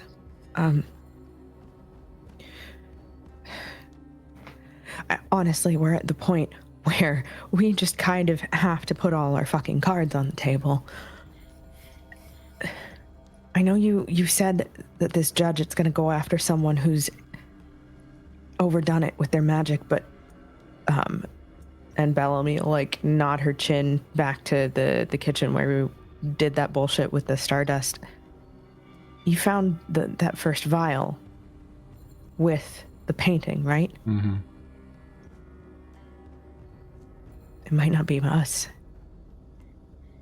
Well, that's what I'm saying, is I don't think that any one of us are particularly, No, but the stardust, whatever is in it, whatever it has been cut with, it's enough to tear down someone's spiritual defenses. There are two kinds of people that I know in this world who are capable of that kind of thing. I've heard about some undead who mix things, weird shit that they do that you'd expect in a meth lab, but instead of a meth lab, it's, I don't know, some kind of extrasensory bullshit. But if it's not them, it's another mage.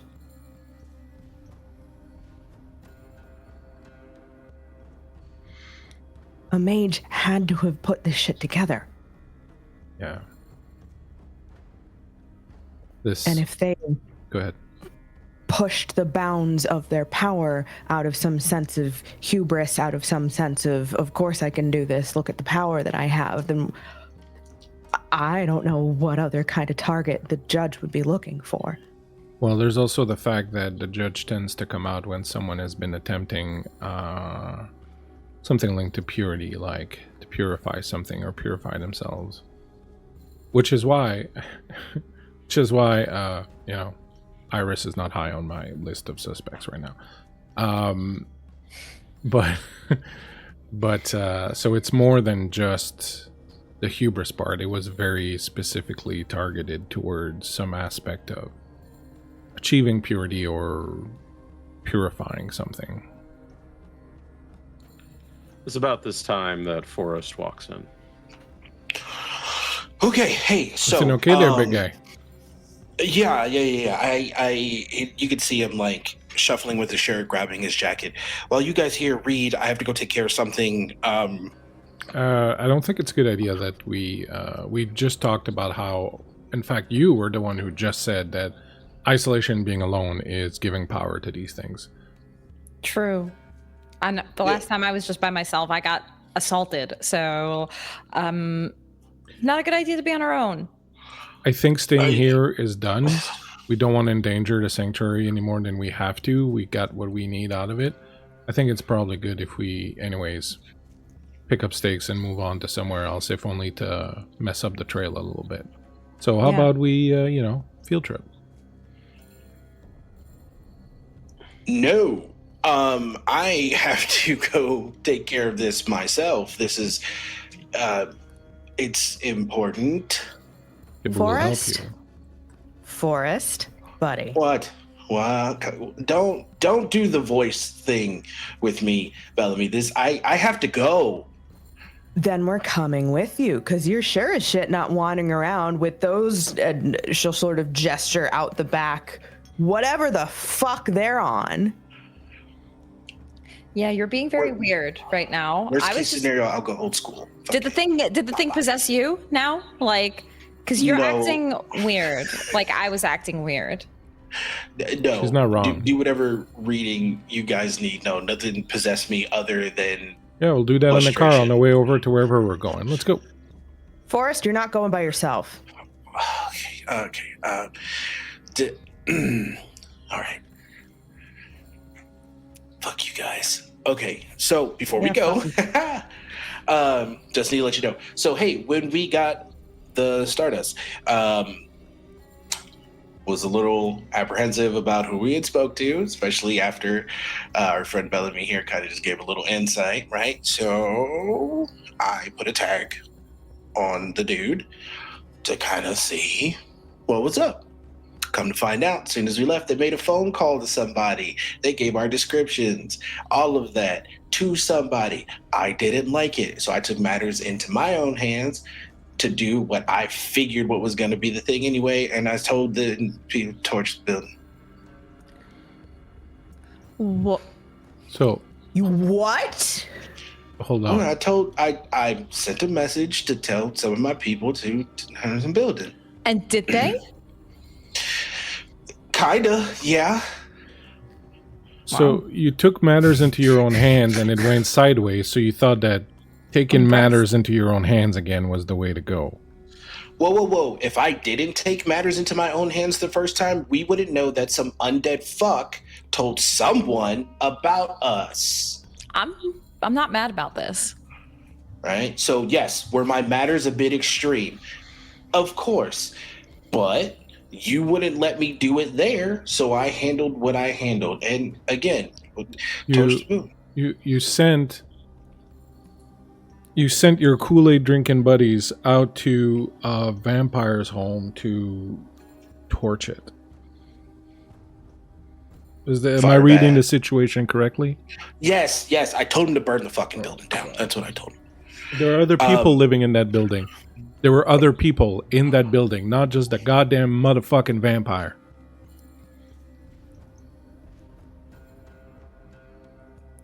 But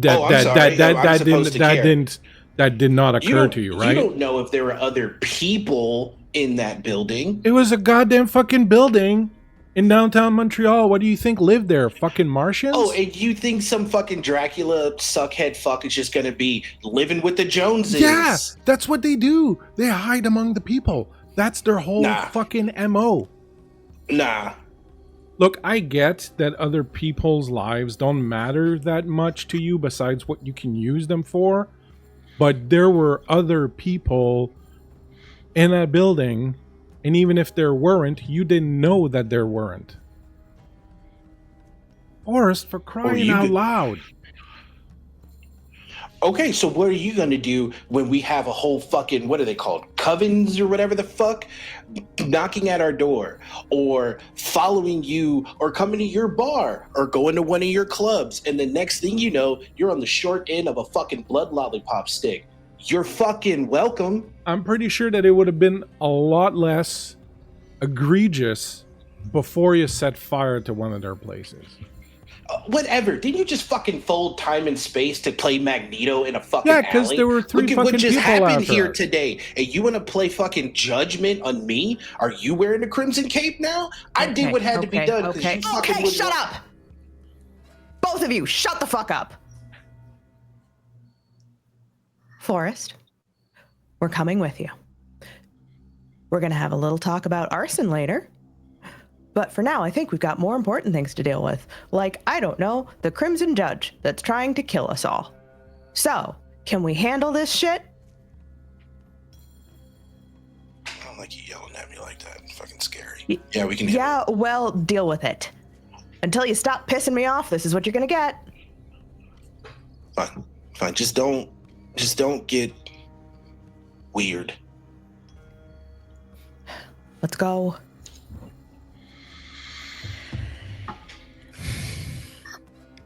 Time to go.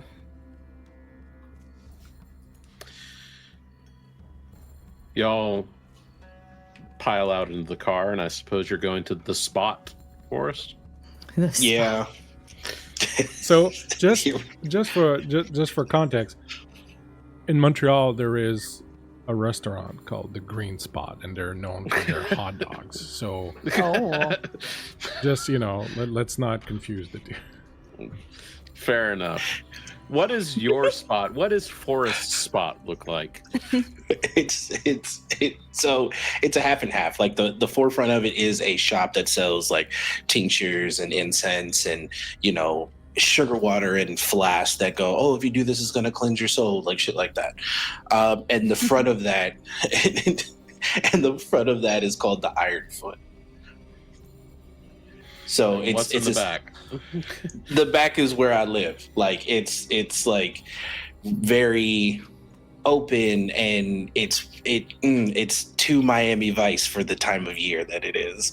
Like it's one of those things, and that's where those little blocks of glass that make up a wall, like right there's a thing right in the middle of the living room that's like a waterfall thing. Like it's so stupid.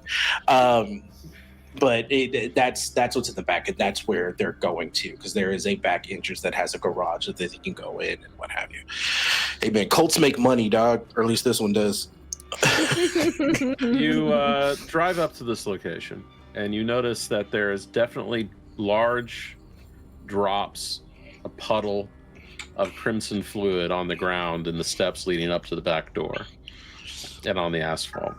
Fuck, we just got that shit redone. Okay. Burst through the door. Jack looks up, frightened. As you walk in, there's 3 other people standing, one of which looks like she was crying recently, and there's 2 people on the ground, both of which are in pools of blood. Fuck, you couldn't lay anything down? Now we're gonna... Okay. First off, I know them. That's Bellamy, that's Iris, that's Felix. They're all shitheads, but they're my shitheads. What happened? We went to do... Are they cool? They're on the level, yeah. Okay. We went to do the thing, and we threw this... We had a glass bottle. We shoved a rag in it. We did what we thought we should do. We kicked the door open. We threw it in. We lit it and threw it in. This guy came out, fucked up Brian's neck, and like clawed the shit out of Ray. He was like wearing like knife gloves or some shit, like Wolverine, and like he got fucked up, and now they're not moving. And you brought them back here. Why didn't you just leave? Okay, they're not moving. Okay, perfect. Turns to the group and go, you're right. I'm sorry. I will take my lumps later. Looks back at my group and go, okay, let's assess the situation. I go over to the 2 of them and I try to anything. You don't have reanimate the dead magic. I'm not trying to like do something. It's just more so of like, are they dead? They are dead. Okay, perfect. Severe throat trauma, severe chest trauma. Okay. Now, the one that was crying next to him said, "Can't you? There's why?" Okay, takes their hand, hits a knee, and goes, "What you all experienced is something that is otherworldly. Now, I'll be very honest with you. I don't know too much about it, other than in pop culture and social media. But I will say that it's really bad, and this is my fault. And I will take full responsibility of this, and we will make sure that we do a group cleansing and understanding, and we will update the SOPs when it comes to arson. But right now, this is what I need y'all to do. Take them out to the back garage. You take them to the iron dumpster, and you properly set that on fire. Do you understand me?" Yeah. What? I understand. Turns his head and looks to Felix. What? Because all I know about vampires is fucking Blade, and fire's bad. You got something? I'm just not sure that setting more fires at this particular point is just fucking leave them out in the sun tomorrow. If they don't fucking burn up, you know that they're okay. Oh, and then what? Collect the dead bodies on the street, or we can just take care of this right now? Put them in a goddamn grave where they belong. I don't have time for this humanitarian bullshit. Do you see? There's blood on my taffeta, Felix. I need to take care of this shit now. I turn around and I walk out. That was a sentence. I just turn around and I walk out. That was a sentence. There's blood on my taffeta, Felix. I go sit outside on the porch somewhere and I light a cigarette. Forrest. Bellamy is shockingly calm. She does have Bella sort of draped across her shoulders because she's not leaving that fucking cat alone right now. It's not going to sit at home when there's people sniffing around. Is there a chance that either of your two deceased compatriots could have more information about what happened? Yes, if they were at the forefront of it, they would at least be able to give a... What can you do? You might want to get the rest of them out of here. Okay, turns to the rest of the group. You all do me a favor. Take the corporate card, go to a Holiday Inn. I will see you tomorrow. They nod squeamishly and start piling out of the room obediently. Very obediently. Wait. All of you bunch up. Bunch up. They kind of shuffled together as if trying to take an awkward group photo. Cool, perfect. Thank you. Give me a second here. Scurries to one end of the kitchen, pulls out a bottle, scurries to the other end, pulls out a bag. He goes, "Okay, here, everybody open your mouth." They all dutifully open their mouths. Okay, similar to like the purple mint pills that have that strong cinnamon taste, these are green and they're very earthy. Like it's like taking throat coat in a pill form. And he pops one on everyone's tongue and he goes, "Swig this." And it's a murky, like blue. It's got cinnamon sticks floating in it. There's some bay leaves. You can see some cloves and things like that in it. Everyone fucking take a sip of this. Them fucking mamajuana? Shut up! I'm trying to work. And if they all take a sip, I would like to use mind illusion magic for this to turn into, oh, this was just a nice hotel stay. You just want to blur their memory? 100%. Like real, just like sloppy, just it was vague memory of a hotel stay. What they remember is that we were at Bellamy's bar. I told them I was leaving. They had drinks, they danced, and all of a sudden they're at the Holiday Inn.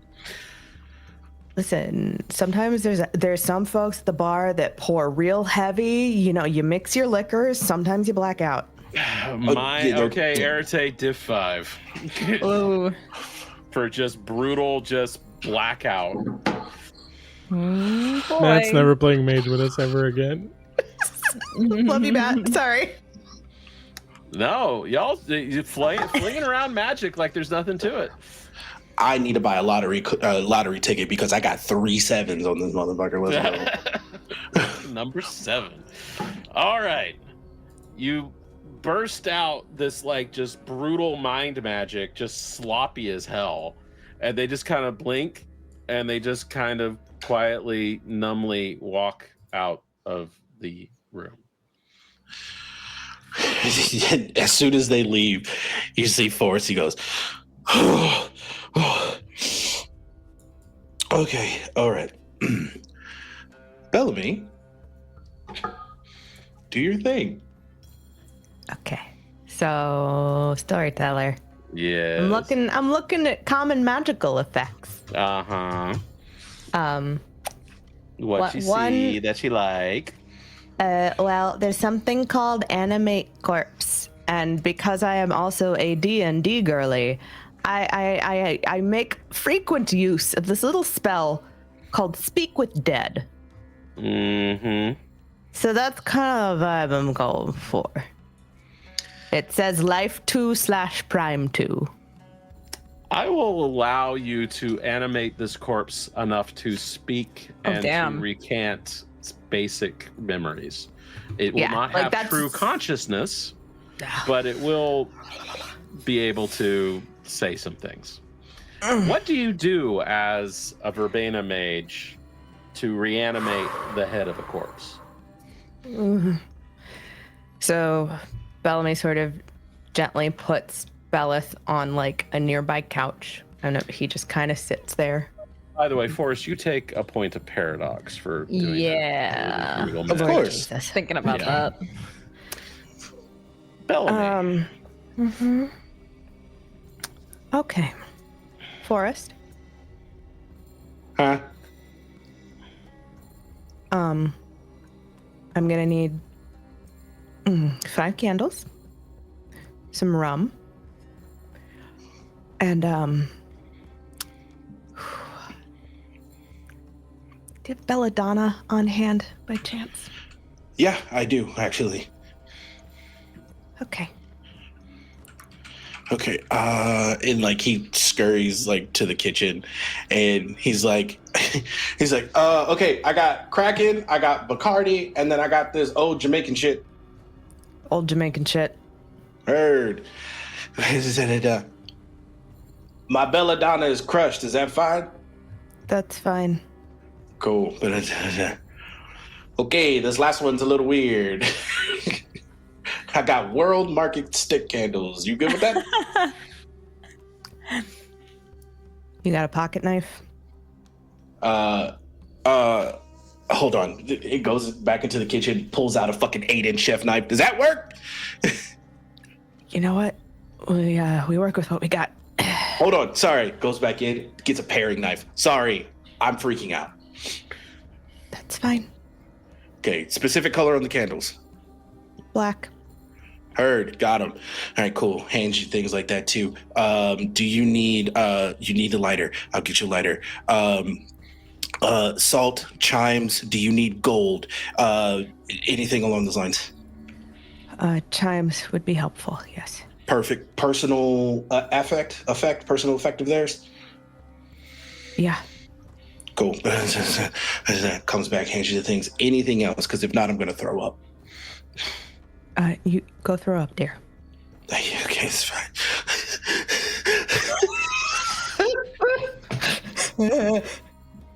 Okay. What's God, a little necromancy between friends? I hate this. I hate this. Truly. I hate this. I hate this. I hate this. I hate this. I think this is one of those things that Bellamy's had to do like maybe twice before, and it is never fun. No. So she sets the black candles after etching them, sets them in a 5-pointed star, fills in the negative space with salt,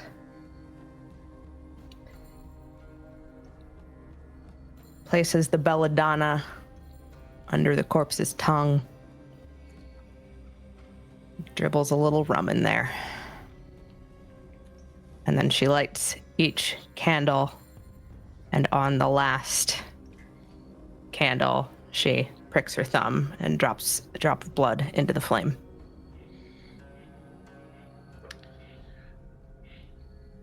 The room goes unearthly quiet. And somewhere in the distance, you hear the flapping of crow's wings. And then the eyes of the corpse shoot open and start darting around.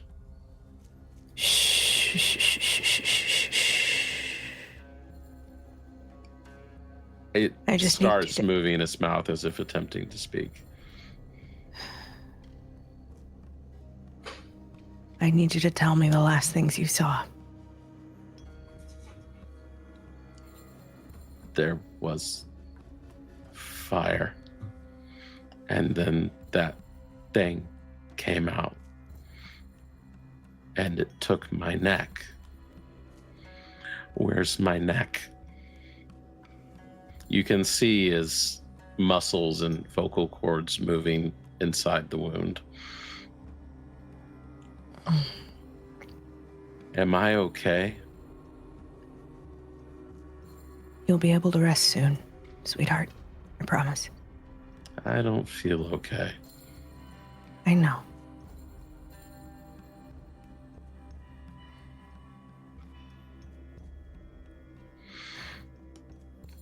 The thing that came at you.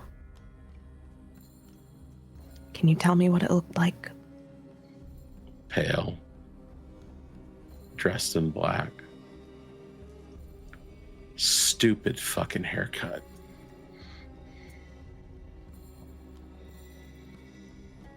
Is Forrest here? Yeah, you walk back in. The corpse asks. Is Forrest here? Bellamy just kind of looks up at Forrest. It's up to him whether he wants to interact with this or not. Yeah, I'm here. Yeah, I'm here. Did I do all right? Oh, he gets down, blood be damned. He goes, "You did perfect. You did absolutely perfect. You couldn't have done any better." Okay. Good. Can you tell us anything else you saw, sweetheart? Just fire and red. And people running.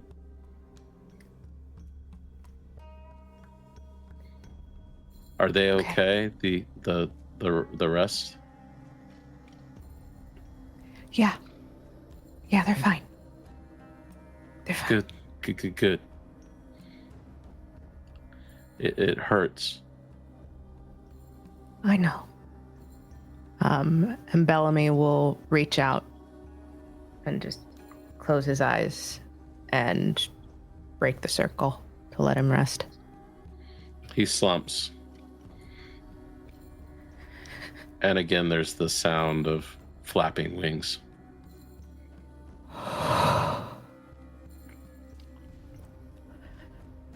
Vampire. Dressed in black, stupid fucking haircut. Doesn't really narrow it down, does it? No. Forrest. Yeah.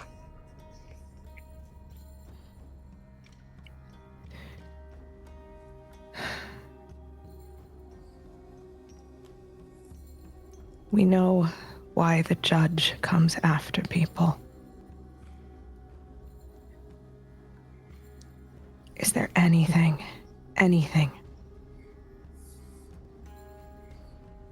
with your group that would have called him? And it's not accusatory. It is, she is exhausted and frightened and trying to get to the bottom of this.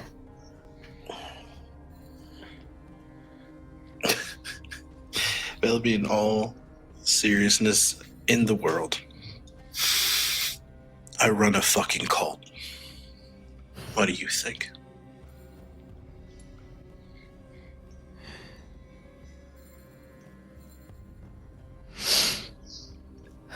Okay.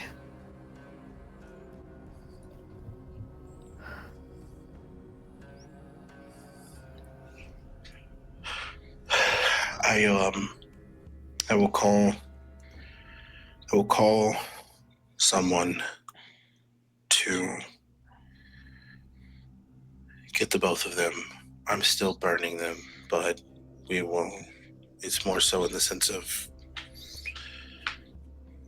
we're gonna get an urn and what have you, and we'll keep them here out of respect. Okay.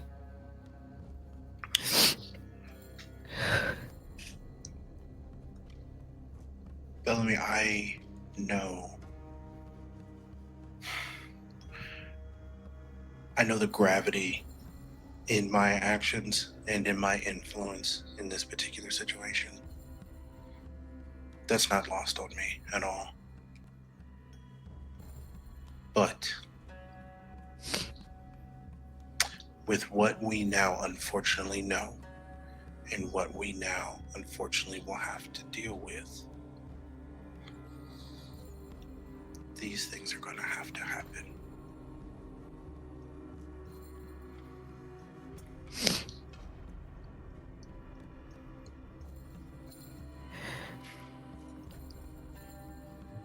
Just. There's still people in the city who don't know. They shouldn't have to. No. We'll try to keep their eyes closed as much as we possibly can, but it's gonna have to be this way. Our actions are gonna have to be rash. They're gonna have to be in the moment, and they're gonna have to make some serious weight. We can't go back to yesterday.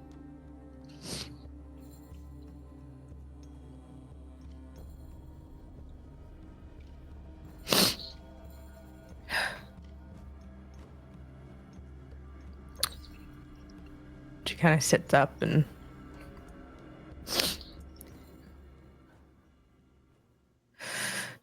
we just need to get to the bottom of this. Too many of us have gone missing already. And those that are back are not themselves.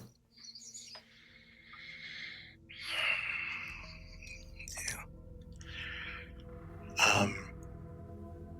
I'll take care of this.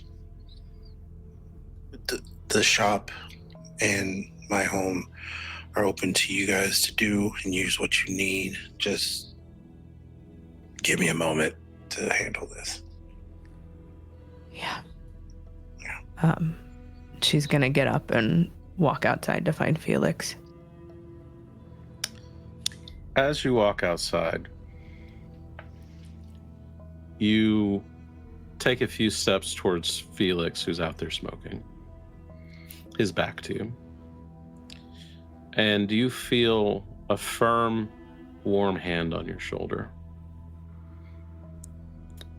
You look over.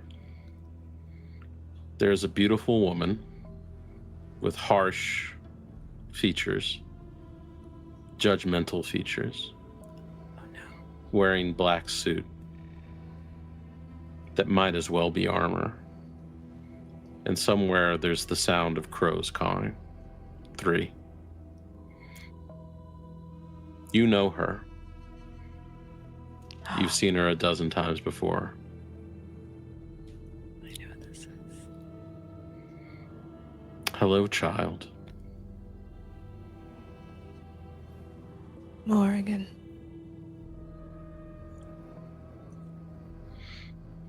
You've had battles today. Congratulations.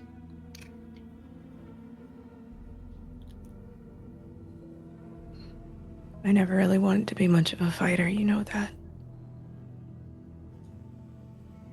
What you want and what you are and what you can be,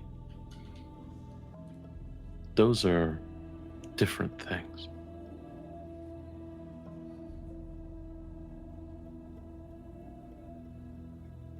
There is a sin in this place. You're so close to discovering it.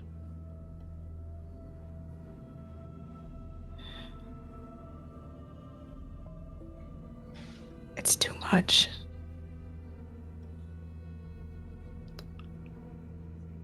Do you think I would test you more than you can be tested? And if you break, you were meant to break. And if you die, that is my greatest blessing. But I don't think you're ready for that blessing yet.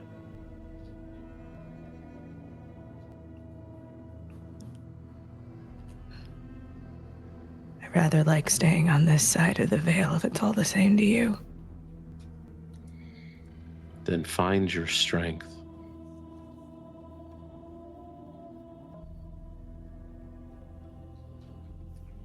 Sin.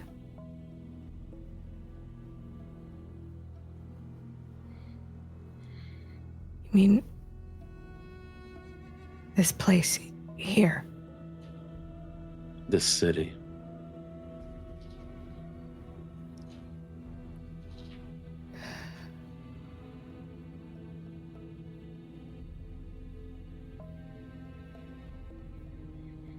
You are suffering in a battle that is not entirely yours. It's become yours. And you must be brave.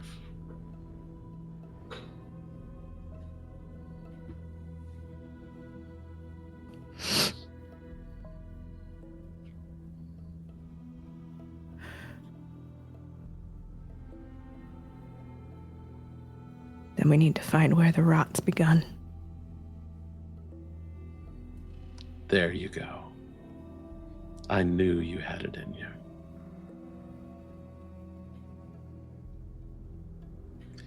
She takes your cheek gently, almost motherly, and makes you look up and at her.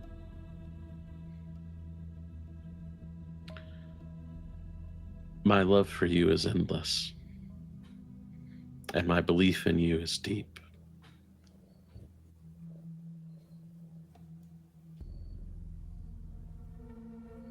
But I will not wash your armor and send you to that final blessing yet.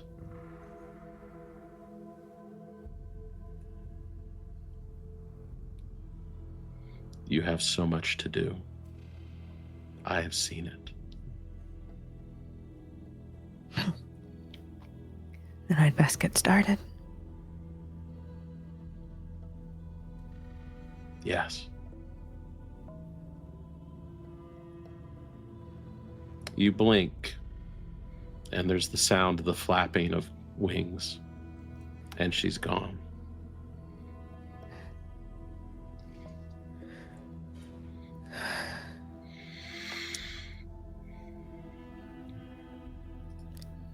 Is Felix still out there? Iris is out there as well, has been sitting outside with Felix for this time while that ritual was going on as well. Can we have a moment with Iris before we catch up to the... Yes. When you come out, he'll extend his pack of cigarettes to you, and he seems very disturbed, more than you think he might be like. There's something going on. As you take the cigarette, he'll say, you run in your field there, the people that you run around with, do you encounter that often? Things like, I mean, you must, things like what Forrest is doing, like these sort of cult-like. Yeah, all different types, but I've seen it. Why do you ask?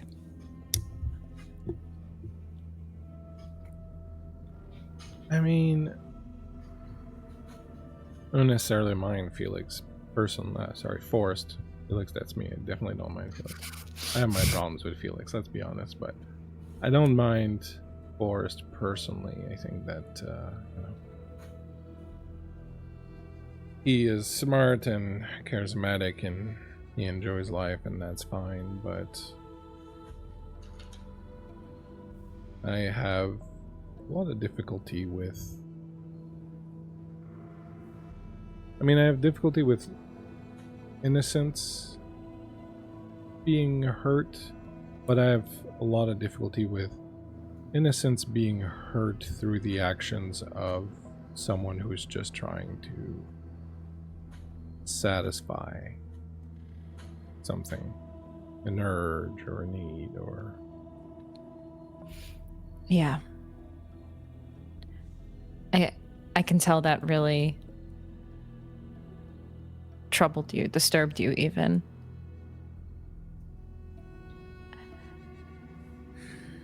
Can I ask you kind of a personal question? Sure. I know you've had a rough night, so feel free anytime to tell me to fuck off. You said earlier that you explore magic and develop your understanding of it and your powers through experiences, through feeling things, through... Exactly. Yeah. It's very rare that experiences of that kind happen in a vacuum, just sitting home alone, right? It usually involves other people. How do you make sure that things that intrigue you, that interest you, that please you, that bring you pleasure, that are effective experiences for you, are not detrimental to others?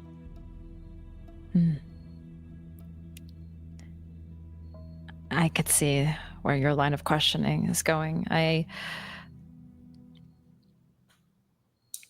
There is always a risk.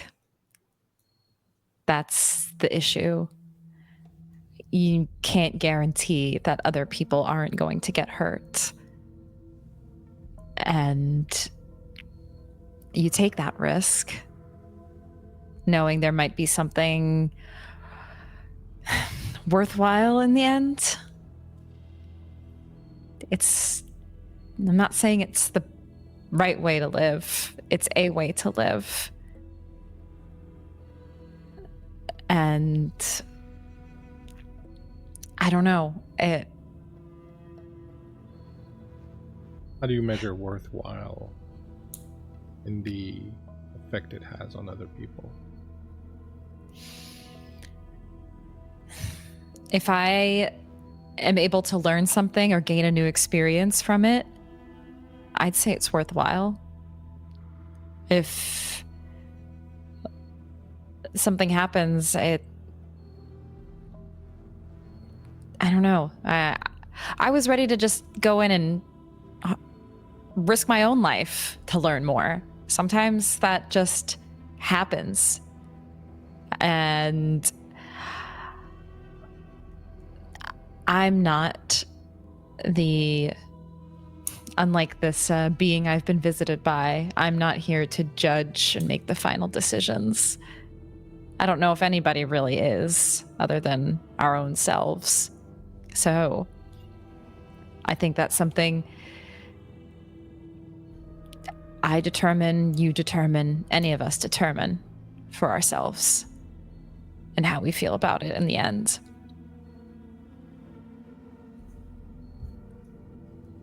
You don't carry any guilt with you for things that went awry or things that you did that brought you what you wanted or even more but left somebody else?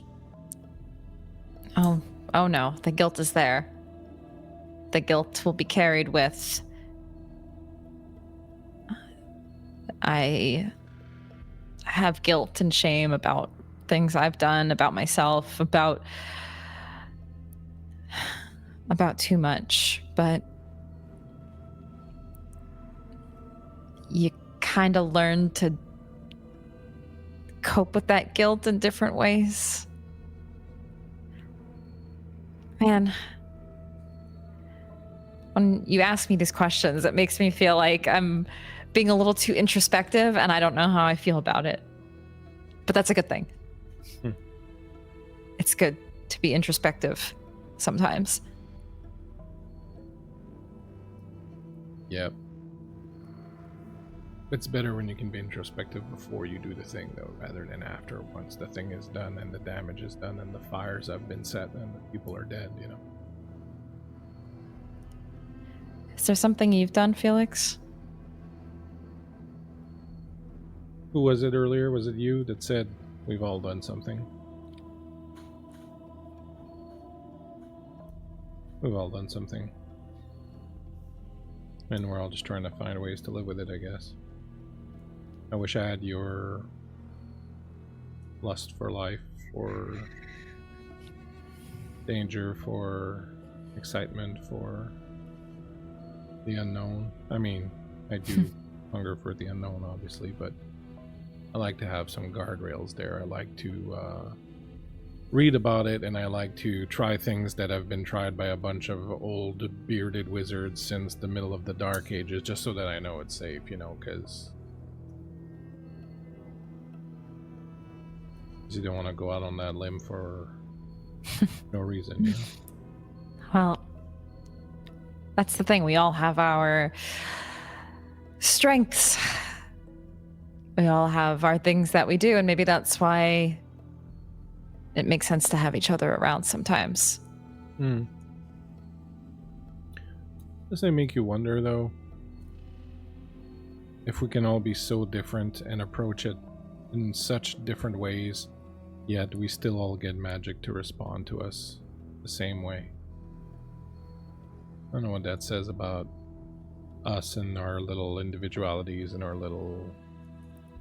the importance we place on certain things, our hubris, I guess. We believe this way is better than that way or whatever, but in the end, it's all the same result, so I don't know. It just speaks to us in different ways. I kind of like it.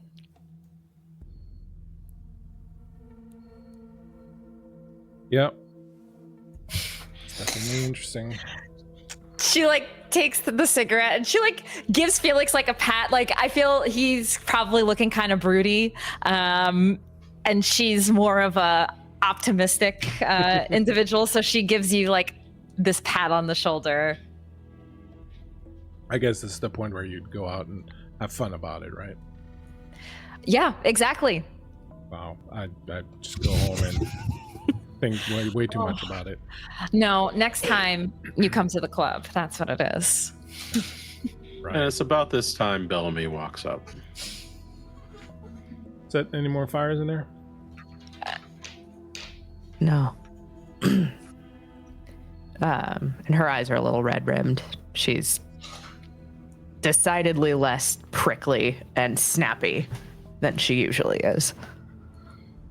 You Is okay? everything okay in there?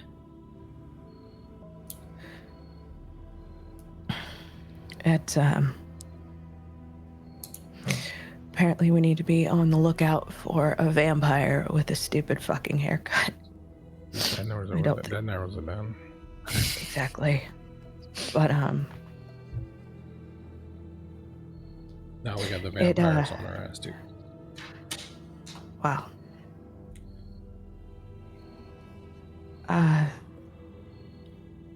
Felix, I know you said it. It's the judge latches on to sin specific to a mage. Mm-hmm. It's not any of us in particular. Makes you say It's that. the city. It's the city.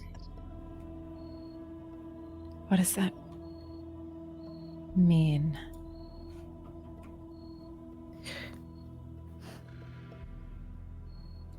We all have something that calls to us, right? It's the thing that tells us, the thing that speaks. It came to me.